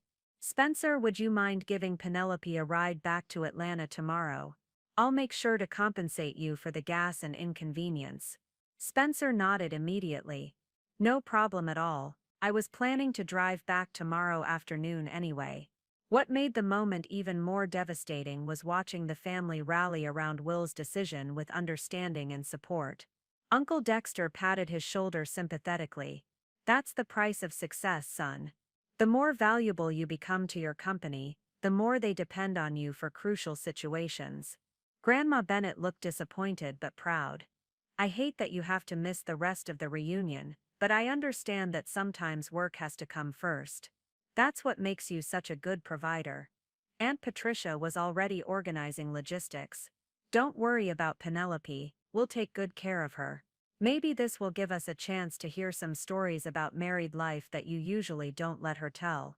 The family's complete acceptance of Will's excuse made their upcoming shock even more profound. They were enabling his abandonment of me while believing they were supporting his professional integrity. As Will began making his rounds to say goodbye to various family members, expressing regret about missing the rest of the reunion, I realized that this was the perfect moment to reveal the truth. The family was gathered, engaged, and emotionally invested in Will's story. His abandonment had created exactly the dramatic tension I needed for maximum impact. Actually, I said, my voice carrying clearly across the gathering, before Will leaves, I think there's something the family needs to know about these work emergencies. Will turned toward me with a slightly puzzled expression, still confident that his cover story was secure. What do you mean, honey? I smiled at him with the same warmth I'd shown throughout our marriage, then pulled out my phone and began scrolling through the evidence I'd prepared. Well, since you mentioned Claudia, I thought the family might be interested in seeing some photos from your recent business trips together. The shift in Will's expression was immediate and dramatic. The confident smile vanished, replaced by a look of dawning horror as he realized that his carefully constructed life was about to collapse. I held up my phone so the family could see the screen, displaying a photograph of Will and Claudia sharing an intimate dinner at a romantic restaurant. The image was perfectly clear, showing them holding hands across a candlelit table, their body language unmistakably romantic rather than professional. This was taken during Will's supposed business conference in Nashville 3 months ago. I explained calmly. The metadata shows it was captured at La Bella Vita, a romantic Italian restaurant in Asheville, North Carolina, approximately 200 miles from where Will claimed to be attending mandatory training seminars. The family's reaction was immediate but confused. Several people leaned forward to get a better look at the image, while others turned to Will for explanation. Now I'm sure there's a perfectly innocent explanation, I continued, swiping to the next photo. Perhaps this image of them kissing on a hotel balcony was also part of their professional relationship. The second photograph left no room for innocent interpretation. Will and Claudia were clearly engaged in a passionate embrace against the backdrop of a luxury resort, their romantic involvement undeniable. Will stood frozen in the center of the family gathering, his escape route suddenly blocked by the revelation of his deception. The car he'd planned to use for his romantic getaway with Claudia was still in the driveway, but leaving now would only confirm the accusations I was making. "Penelope, what are you doing?" he asked, his voice strained with panic. "You're taking these photos completely out of context." "Am I?" I replied, continuing to scroll through my evidence. "Let me show everyone the context." I displayed a screenshot of Will's expense report from the Nashville trip, showing reimbursement claims for conference registration, hotel accommodation, and meal expenses. Then I showed the family the actual receipts I'd discovered: romantic dinners for 2 luxury hotel suites and spa treatments that had nothing to do with pharmaceutical training. The Bennett family was beginning to understand that what they were witnessing wasn't a misunderstanding or a marital dispute. It was the exposure of systematic deception that had touched every aspect of Will's life. Uncle Dexter, with his business background, was the first to grasp the implications. "Will, are you submitting false expense reports to your company?" "It's not what it looks like," Will protested, but his voice lacked conviction. He was overwhelmed by the sudden exposure and struggling to construct a defense. "Then what is it?" Anthony demanded, his paternal authority evident in his tone. "Explain to us what we're looking at, because it certainly looks like evidence of fraud and adultery." I could see Will calculating his options, trying to determine whether he could salvage the situation through charm, manipulation, or outright denial. But the evidence was too comprehensive, and the family's trust was too shattered for any of his usual tactics to work. As Will stood in the center of his family's shocked attention, desperately searching for words that could explain away months of documented deception, his phone buzzed again with another text message. This time, everyone in the family could see the preview on his screen. "Where are you?" "I'm waiting at the hotel. Can't wait to finally be free to start our real life together." The message was from Claudia, and it contained exactly the kind of language that made their relationship's true nature undeniable. The family read it in stunned silence, the final piece of evidence falling into place. Will's carefully planned escape had become his moment of maximum vulnerability. His attempt to abandon me at the family reunion had instead created the perfect opportunity for his complete exposure. The golden boy of the Bennett family was about to fall from grace in the most public and devastating way possible. And I was just getting started. With Claudia's text message still glowing on Will's phone screen for the entire family to see, I knew this was the moment to unleash the full scope of my investigation. The groundwork had been laid perfectly. Will's attempt to abandon me for a work emergency had been exposed as a lie, and the family was primed to receive shocking information. "Since we're all here together," I announced, reaching for my prepared evidence materials, "I think this is the perfect time to share what I've learned about Will's business activities over the past few months." I activated the projection system that Uncle Dexter had set up for the family slideshow, and the first image appeared on the large screen for everyone to see clearly. It was a comprehensive timeline showing Will's claimed business trips versus his actual locations, with GPS data and photographic evidence documenting each deception. "This timeline covers the past 8 months," I explained, my voice steady and professional. "The blue entries show where Will claimed to be for work purposes. The red entries show where he actually was, based on credit card transactions, GPS data from his phone, and photographic evidence from social media." The family stared at the screen in stunned silence as the scope of Will's deception became clear. Every supposed business trip had been a lie, every emergency meeting had been a romantic getaway, every professional conference had been a cover for his affair. "But that's just the beginning," I continued, advancing to the next slide. What I discovered next was even more shocking. The screen now displayed a comprehensive breakdown of Will's expense reports, color-coded to show legitimate business expenses versus fraudulent claims. The fraudulent expenses were highlighted in red, and they dominated the presentation. Over the past 5 years, Will has submitted $127,000 in fraudulent expense reports to his employer, I announced. He's been stealing money from MedCore Solutions to fund his personal activities, including his relationship with Claudia. Uncle Dexter leaned forward in his chair, his business experience helping him understand the implications immediately. "Will, is this true? Have you been embezzling money from your company?"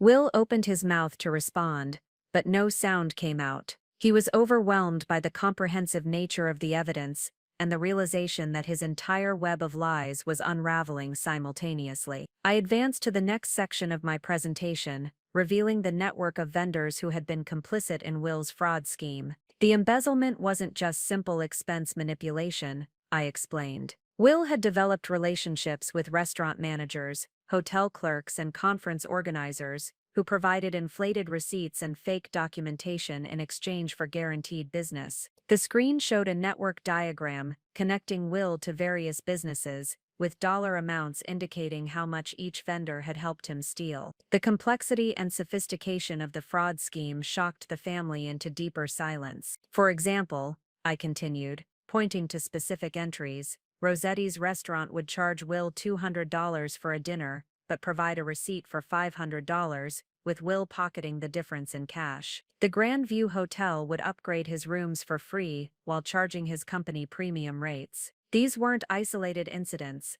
they were systematic partnerships designed to facilitate theft. Anthony's voice was barely above a whisper when he asked, "How long has this been going on?" 5 years, I replied, starting approximately 6 months after our wedding. I moved to the most emotionally devastating section of my presentation, how Will's crimes had affected his own family members. The screen displayed a series of transactions showing money that Will had borrowed or received from family members, contrasted with his theft from his employer. "Uncle Dexter," I said, addressing him directly, "you invested $15,000 in a commercial property based on Will's recommendation. Will told you he had insider knowledge about pharmaceutical company expansion plans. That information came from stolen corporate documents." Dexter's face went white as he realized the implications.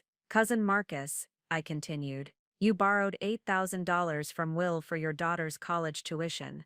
That money came directly from fraudulent expense reimbursements." The personal connections made the crimes feel more immediate and visceral for the family. Will hadn't just stolen from a faceless corporation, he'd used stolen money to manipulate his own relatives. The final section of my presentation revealed the most devastating truth of all: Will's comprehensive plan to abandon his family forever. The screen displayed apartment lease agreements, travel reservations, and financial transfers that documented his intention to disappear. Will has been planning to leave his job, liquidate his assets, and move to Charleston with Claudia, I announced. The apartment lease begins tomorrow. The financial transfers were scheduled to complete on Monday. This family reunion was intended to be his final goodbye, though none of you were supposed to know it. Julie Sr. gasped audibly, "You were going to leave without telling us?" I displayed the final piece of evidence, a series of text messages between Will and Claudia,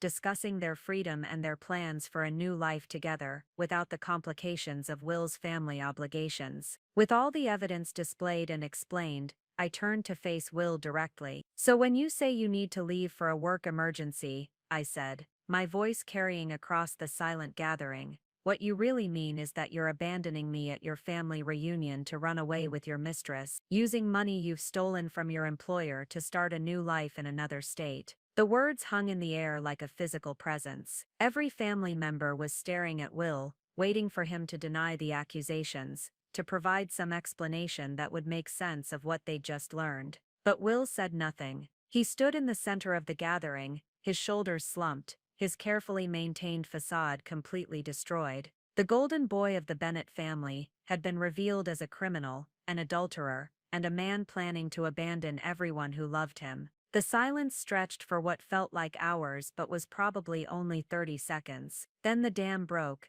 and the family erupted in a chaos of shocked voices, angry questions, and emotional outbursts. "How could you do this to Penelope?" Julie Jr. demanded, her voice shaking with anger. "How could you do this to us?" Anthony added, his paternal authority transformed into profound disappointment. Spencer was staring at his brother with an expression of complete bewilderment.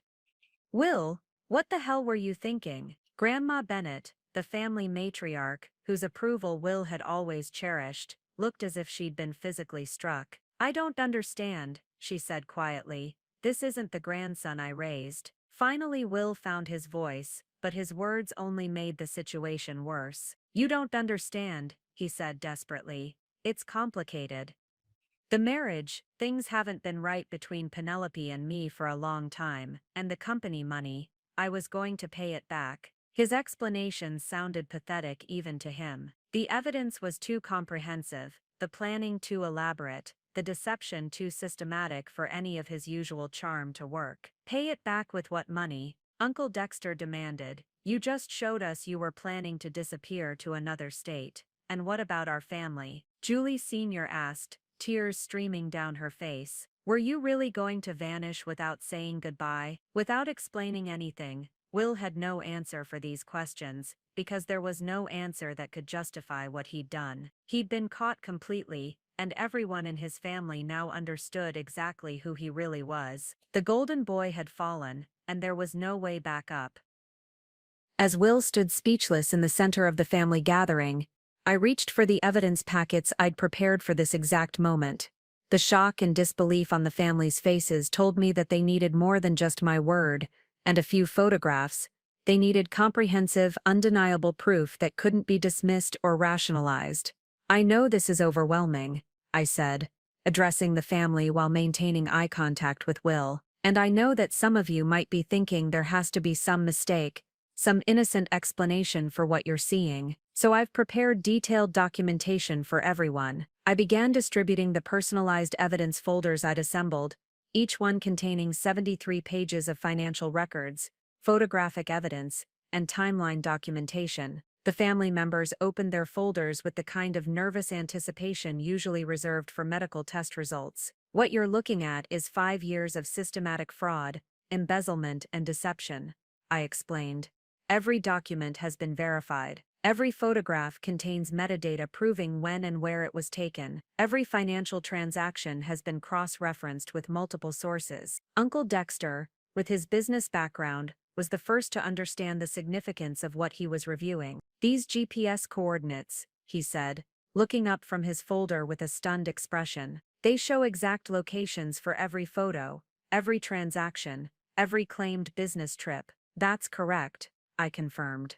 "Modern digital evidence doesn't lie." When Will claimed to be at a pharmaceutical conference in Tampa, the GPS data from his credit card transactions shows he was actually at a romantic resort in the Bahamas with Claudia. I activated my laptop and projected a map showing Will's actual movements overlaid with his claimed business locations. The visual representation made the scope of his deception impossible to deny. Red dots showed where he'd actually been, while blue dots showed where he'd told me, his family, and his employer he was located. "Every red dot represents a lie," I said simply. "Every blue dot represents where Will claimed to be. As you can see, they almost never match." Anthony, as the family patriarch, had turned to the financial documentation with the kind of focused attention he'd once applied to his insurance business. "Penelope," said, his voice carefully controlled, "these expense reports, they show Will claiming reimbursement for the same trips where he was actually with this woman." "Yes," I replied. "Will has been using his company's expense account to fund his affair. Every romantic dinner, every luxury hotel, every weekend getaway was paid for by MedCore Solutions through fraudulent expense claims." I displayed a detailed breakdown, showing how Will had categorized his romantic expenses as legitimate business costs. Couples massage treatments were listed as client entertainment. Champagne dinners were classified as prospect development. Luxury suite upgrades were filed as conference accommodation. The total amount stolen is $127,000 over 5 years, I announced. "But that's just what I could document. The actual figure is likely much higher." Julie Sr. was studying a section of her evidence packet that documented Will's relationships with various vendors. "These restaurants and hotels," she said, her voice shaking slightly, "they were helping him steal money." Will had developed a network of businesses that would provide inflated receipts in exchange for guaranteed repeat business, I explained. For example, Marcello's restaurant would charge Will $150 for dinner, but provide a receipt for $400. Will would submit the $400 receipt to his company for reimbursement, keep the extra $250 in cash, and use that money for additional personal expenses. I showed the family a chart detailing each vendor relationship, complete with documentation of the inflated billing schemes. The sophistication of Will's fraud network shocked even Uncle Dexter, who dealt with financial crimes in his business career. "This isn't opportunistic theft," Dexter said grimly. This is organized criminal activity. Spencer was reviewing a section that showed how Will's crimes had directly affected his own relatives. Wait, he said, looking up with a confused expression. This shows that I received a loan from Will last year, but according to this, that money came from stolen funds. When you borrowed $3,000 from Will to help with your moving expenses, I confirmed that money had been embezzled from his employer 2 weeks earlier through fake conference registration fees. The realization that they'd unknowingly benefited from Will's crimes hit several family members simultaneously. Cousin Marcus discovered that his business loan had been funded by theft. Aunt Patricia learned that the expensive anniversary gift Will had given her was purchased with stolen money. We're all victims of his deception, I said gently. Will used stolen money to maintain his reputation as a generous, successful family member. Every act of seeming kindness was actually funded by criminal activity. I displayed a series of text message screenshots that revealed the callous way Will and Claudia had discussed his family. The messages showed them laughing about family gatherings,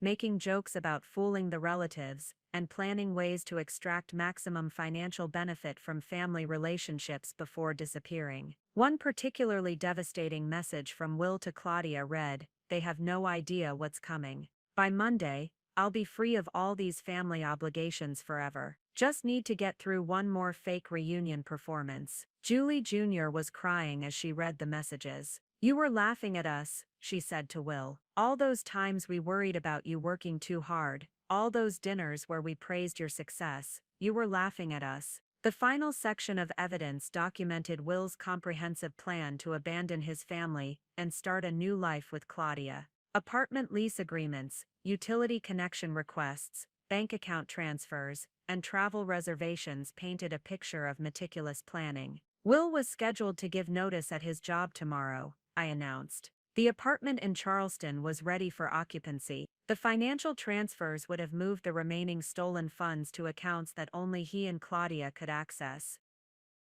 Anthony was staring at documentation showing that Will had already established residency in South Carolina, complete with voter registration and driver's license address changes.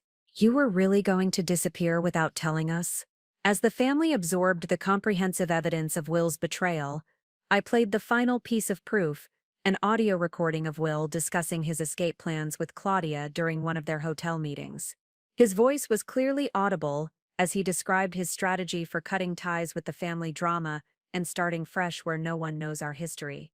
The recording included Will's assessment of each family member's likely reaction to his disappearance, his plans for avoiding legal consequences, and his excitement about finally being free of his family responsibilities. When the recording ended, the silence was absolute. Every family member had heard Will in his own voice, describing them as obstacles to his happiness and burdens to be discarded. Will had listened to the comprehensive presentation of evidence, with the expression of someone watching his own execution. Every document, every photograph, every financial record was authentic and verifiable. There was no room for denial, no possibility of explanation, no hope of redemption. "Will," Anthony said quietly, "is any of this untrue?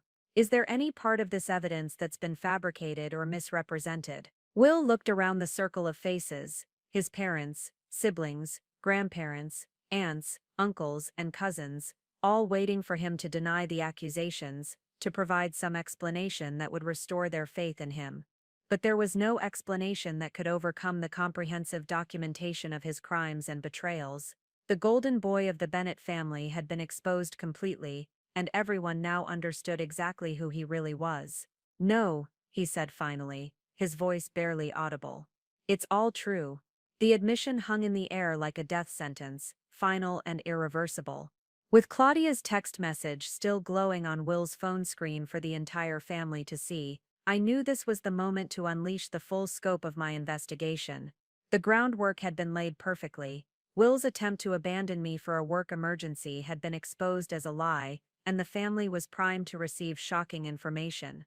"Since we're all here together," I announced, reaching for my prepared evidence materials, "I think this is the perfect time to share what I've learned about Will's business activities over the past few months." I activated the projection system that Uncle Dexter had set up for the family slideshow, and the first image appeared on the large screen for everyone to see clearly. It was a comprehensive timeline showing Will's claimed business trips versus his actual locations, with GPS data and photographic evidence documenting each deception. This timeline covers the past 8 months, I explained, my voice steady and professional. The blue entries show where Will claimed to be for work purposes. The red entries show where he actually was, based on credit card transactions, GPS data from his phone, and photographic evidence from social media. The family stared at the screen in stunned silence as the scope of Will's deception became clear. Every supposed business trip had been a lie, every emergency meeting had been a romantic getaway, every professional conference had been a cover for his affair. But that's just the beginning, I continued, advancing to the next slide. What I discovered next was even more shocking. The screen now displayed a comprehensive breakdown of Will's expense reports, color-coded to show legitimate business expenses versus fraudulent claims. The fraudulent expenses were highlighted in red, and they dominated the presentation. Over the past 5 years, Will has submitted $127,000 in fraudulent expense reports to his employer, I announced. He's been stealing money from Medcore Solutions to fund his personal activities, including his relationship with Claudia. Uncle Dexter leaned forward in his chair, his business experience helping him understand the implications immediately. Will, is this true? Have you been embezzling money from your company? Will opened his mouth to respond, but no sound came out. He was overwhelmed by the comprehensive nature of the evidence, and the realization that his entire web of lies was unraveling simultaneously. I advanced to the next section of my presentation, revealing the network of vendors who had been complicit in Will's fraud scheme. The embezzlement wasn't just simple expense manipulation, I explained. Will had developed relationships with restaurant managers, hotel clerks, and conference organizers, who provided inflated receipts and fake documentation in exchange for guaranteed business. The screen showed a network diagram connecting Will to various businesses, with dollar amounts indicating how much each vendor had helped him steal. The complexity and sophistication of the fraud scheme shocked the family into deeper silence. For example, I continued, pointing to specific entries, Rossetti's restaurant would charge Will $200 for a dinner, but provide a receipt for $500, with Will pocketing the difference in cash.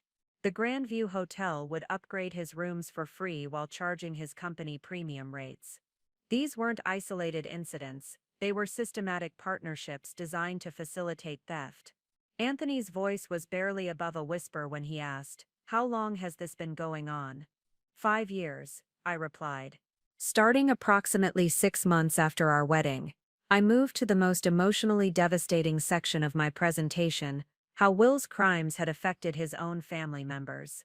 The screen displayed a series of transactions showing money that Will had borrowed or received from family members, contrasted with his theft from his employer. Uncle Dexter, I said, addressing him directly, you invested $15,000 in a commercial property based on Will's recommendation. Will told you he had insider knowledge about pharmaceutical company expansion plans. That information came from stolen corporate documents. Dexter's face went white as he realized the implications. Cousin Marcus, I continued.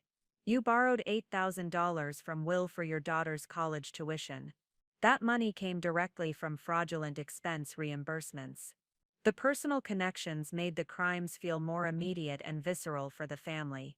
Will hadn't just stolen from a faceless corporation, he'd used stolen money to manipulate his own relatives. The final section of my presentation revealed the most devastating truth of all. Will's comprehensive plan to abandon his family forever. The screen displayed apartment lease agreements, travel reservations, and financial transfers that documented his intention to disappear. Will has been planning to leave his job, liquidate his assets, and move to Charleston with Claudia, I announced. The apartment lease begins tomorrow. The financial transfers were scheduled to complete on Monday. This family reunion was intended to be his final goodbye, though none of you were supposed to know it. Julie Sr. gasped audibly. You were going to leave without telling us? I displayed the final piece of evidence, a series of text messages between Will and Claudia discussing their freedom, and their plans for a new life together without the complications of Will's family obligations. With all the evidence displayed and explained, I turned to face Will directly. "So when you say you need to leave for a work emergency," I said, my voice carrying across the silent gathering, "what you really mean is that you're abandoning me at your family reunion to run away with your mistress, using money you've stolen from your employer to start a new life in another state." The words hung in the air like a physical presence. Every family member was staring at Will, waiting for him to deny the accusations, to provide some explanation that would make sense of what they'd just learned. But Will said nothing. He stood in the center of the gathering, his shoulders slumped, his carefully maintained facade completely destroyed. The golden boy of the Bennett family had been revealed as a criminal, an adulterer, and a man planning to abandon everyone who loved him. The silence stretched for what felt like hours, but was probably only 30 seconds. Then the dam broke, and the family erupted in a chaos of shocked voices, angry questions, and emotional outbursts. "How could you do this to Penelope?" Julie Jr. demanded, her voice shaking with anger. "How could you do this to us?" Anthony added, his paternal authority transformed into profound disappointment. Spencer was staring at his brother with an expression of complete bewilderment. "Will, what the hell were you thinking?" Grandma Bennett, the family matriarch whose approval Will had always cherished, looked as if she'd been physically struck. "I don't understand," she said quietly. "This isn't the grandson I raised." Finally, Will found his voice, but his words only made the situation worse. "You don't understand," he said desperately. "It's complicated. The marriage, things haven't been right between Penelope and me for a long time.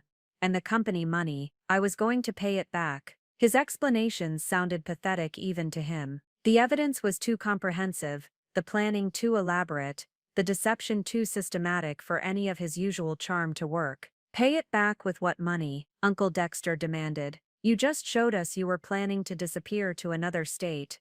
And what about our family?" Julie Sr. asked, tears streaming down her face. "Were you really going to vanish without saying goodbye, without explaining anything?" Will had no answer for these questions, because there was no answer that could justify what he'd done. He'd been caught completely, and everyone in his family now understood exactly who he really was. The golden boy had fallen, and there was no way back up. Will's admission that everything I'd revealed was true triggered an immediate explosion of emotions from the Bennett family. The careful composure that had characterized the family meeting completely shattered as the reality of his betrayal sank in. Julie Sr. was the first to completely break down, sobbing as she looked at the son she thought she knew. "How could you plan to leave us forever without saying goodbye?" she cried. "We're your family, Will. We love you unconditionally, and you were just going to disappear." Anthony's reaction was cold fury rather than tears. His face had turned red with anger as he stood up from his chair, pointing an accusatory finger at Will. "You used our family name,"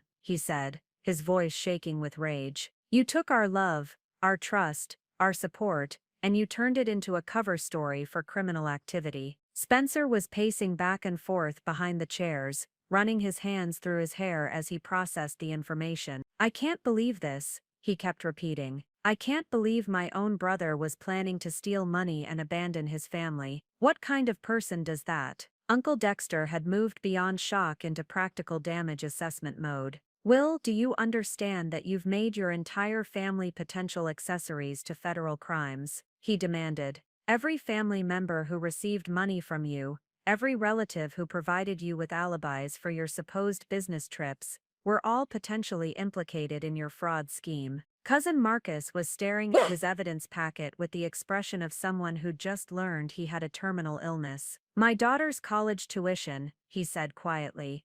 "I told her how proud I was that Uncle Will was helping us out when we needed it most. That money was stolen from his company." Aunt Patricia was focused on a different aspect of the betrayal. "All those family gatherings where you bragged about your success," she said to Will, her voice bitter with disappointment. "All those times we held you up as an example to the younger cousins. You were lying to us about everything." The most heartbreaking reaction came from Grandma Bennett, whose relationship with Will had always been special. She sat in her chair looking frail and confused, as if the revelation had aged her 10 years in 10 minutes. "I bragged about you to everyone at the senior center," she said, her voice barely audible. "I told them how proud I was of my successful grandson, how you represented everything the Bennett family stood for. I told them you were proof that hard work and moral character still mattered in this world." Her words seemed to hit Will harder than all the anger and accusations from other family members.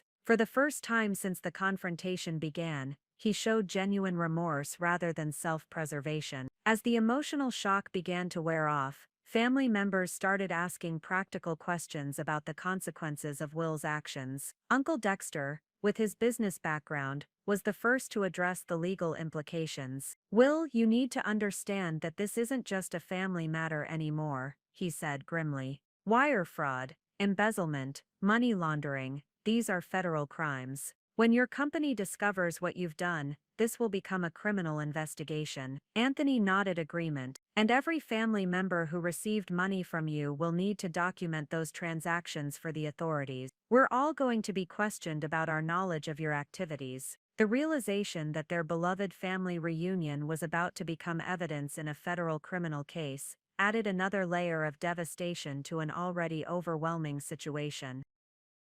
Throughout the family's explosive reactions, Will remained largely silent. He'd initially tried to offer weak explanations and justifications, but the comprehensive nature of the evidence and the depth of his family's shock had apparently convinced him that damage control was impossible. He stood in the center of the gathering like a man awaiting execution, occasionally opening his mouth as if to speak, but then closing it again without saying anything. The confident, charming Will Bennett, who'd been the family's golden boy, had completely disappeared, replaced by someone who looked broken and defeated. The silence from the man who'd always had an answer for everything was perhaps the most convincing proof of his guilt. If there had been any innocent explanation for the evidence I'd presented, Will certainly would have offered it. His inability to defend himself spoke louder than any confession. As I watched the Bennett family process the complete destruction of their trust in Will, I realized that we'd crossed a point of no return. This wasn't a family crisis that could be resolved with apologies and promises to do better. Will's systematic betrayal had permanently altered the family's dynamics and relationships. The reunion that was supposed to celebrate family unity had instead become the moment when they learned that their unity had been built on lies. The weekend that should have strengthened their bonds had instead revealed that one of their most loved members had been planning to abandon them forever. There would be no recovery from this revelation, no path back to the way things used to be. Will Bennett had destroyed his family relationships as thoroughly as he'd destroyed his marriage and his career. As the emotional chaos began to settle into grim reality, Anthony took control of the situation with the authority that had made him the family patriarch. "This family needs to make some decisions," he announced, his voice carrying across the gathering. "Will has betrayed not just Penelope, but all of us. We need to decide how we're going to handle this going forward." The family had unconsciously formed a circle around Will, who remained standing in the center like a defendant awaiting sentencing. The symbolism wasn't lost on anyone. The golden boy who had once been the center of family pride was now literally surrounded by the people he'd deceived. "First," Anthony continued, "we need to decide whether Will is welcome at future family gatherings. I'm calling for a family vote. All in favor of permanently excluding Will from Bennett family events, raise your hand." The response was immediate and unanimous. Every adult hand went up without hesitation.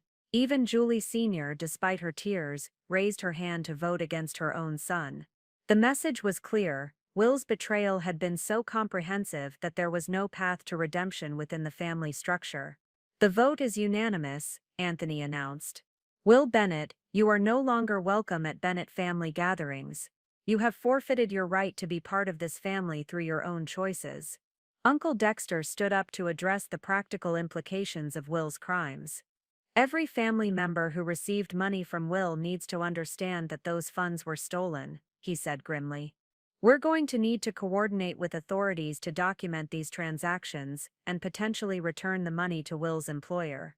The financial reckoning was staggering. Marcus would need to repay his daughter's college tuition. Spencer would have to return his moving expenses. Aunt Patricia would need to surrender the expensive jewelry Will had given her. Multiple family members had unknowingly become recipients of stolen money. "We'll work together to handle this properly," Anthony assured the family. "We'll contact attorneys tomorrow to ensure we're protected legally and that we cooperate fully with any investigation." The practical consequences of Will's crimes would affect the Bennett family for years to come, but they were unified in their determination to handle the situation with integrity, the very quality that Will had abandoned. Spencer approached his brother with car keys in hand. "I'll drive you back to Atlanta tonight," he said, his voice cold and formal. "But this is the last favor I'll ever do for you. After tonight, you're not my brother anymore." The finality in Spencer's voice seemed to break something in Will. For the first time since the confrontation began, he showed genuine emotion, not self-pity or anger, but what appeared to be genuine remorse for what he'd lost. "Spencer, please," Will said, reaching toward his brother. "I know I've made mistakes, but mistakes," Spencer cut him off. "You call 5 years of systematic fraud and planning to abandon your family mistakes. You call betraying everyone who ever loved you a mistake." Spencer turned away from Will without waiting for an answer. The rejection was absolute and final. As Will gathered his belongings under the watchful eyes of his former family, a new dynamic began to emerge. The Bennett family would survive his betrayal, but they would be forever changed by it. The innocence and trust that had characterized their relationships was gone, replaced by a harder wisdom about human nature. Julie Sr. approached me with tears in her eyes. "Penelope, I want you to know that you'll always be part of this family, regardless of what happens with Will. You've shown more integrity and courage than he ever did." Her words were echoed by other family members, who made it clear that their loyalty lay with the victim of Will's betrayal, rather than with Will himself. The family was choosing sides, and Will had chosen his side long ago. As Spencer's car pulled out of the driveway with Will in the passenger seat, the Bennett family stood together watching their former golden boy disappear into the darkness. There was no sadness in their farewell, only the grim satisfaction of having removed a cancer from their midst. "Well," Anthony said finally, "I think this reunion is officially over." But as the family began the process of packing up and preparing to leave, there was a sense that something important had happened. The truth had been revealed, justice had been served, and the family had proven that their values meant more to them than their loyalty to any individual member. Will Bennett was gone, but the Bennett family would endure. 6 months later, I stood in my new apartment overlooking the Atlanta skyline, a cup of coffee in my hands, and a sense of peace I hadn't felt in years. The divorce had been finalized within 60 days. Will didn't contest anything, knowing that fighting would only expose him to additional criminal liability. He'd plea bargained his federal charges down to 3 years in prison, forfeiting all assets to pay restitution to his employer. The Bennett family had rallied around me in ways I never expected. Julie Sr. called me every week to check in. Anthony and Uncle Dexter had helped me move and set up my new life. Spencer had become the protective brother I'd never had. They'd made it clear that Will's banishment didn't extend to me. I was still family, perhaps more so now than when I'd actually been married to their son. My forensic investigation business had exploded after word spread about my comprehensive exposure of Will's crimes. Lawyers throughout Georgia were referring clients to me, impressed by the thoroughness and professionalism of my work. I'd hired 2 assistants and was considering opening a second office. The irony wasn't lost on me that Will's betrayal had inadvertently launched my career into a new stratosphere. His attempt to destroy my life had instead revealed capabilities I didn't know I possessed, and opened doors I hadn't known existed. More importantly, I'd discovered who I was when I wasn't defined by being Will's wife. The shy, accommodating woman who'd spent 6 years making excuses for her husband's behavior had been replaced by someone confident, independent, and unwilling to accept less than she deserved. I'd started dating again carefully, with the wisdom that comes from having been thoroughly deceived once, but I was no longer afraid of trusting people. I'd learned to verify trust through evidence rather than assuming it through hope. The Bennett family had emerged stronger from Will's betrayal. They'd proven that their values meant more to them than their loyalty to any individual family member. The next reunion, held just 3 months after Will's exposure, had been smaller but more genuine. The artificial perfection was gone, replaced by authentic relationships built on actual knowledge of each other. As I reflected on the journey from discovering Will's first lie to watching him disappear from all our lives, I realized the most important lesson wasn't about betrayal or revenge. It was about the quiet strength that comes from refusing to be diminished by someone else's choices. Will had underestimated me for 6 years, seeing me as a convenient cover story for his crimes rather than as a person capable of exposing them. His fatal error wasn't just moral, it was strategic. He'd married his own worst nightmare, and never realized it. Sometimes the quiet ones are quiet because they're busy building evidence, and sometimes when people finally speak up, the whole world listens. The Bennett family reunion photos from that August weekend told a story that no one could have anticipated. In the end, the truth didn't just set me free, it revealed exactly who everyone really was. Up next, you've got 2 more standout stories right on your screen. If this one hit the mark, you won't want to pass these up. Just click and check them out. And don't forget to subscribe and turn on the notification bell so you don't miss any upload from us.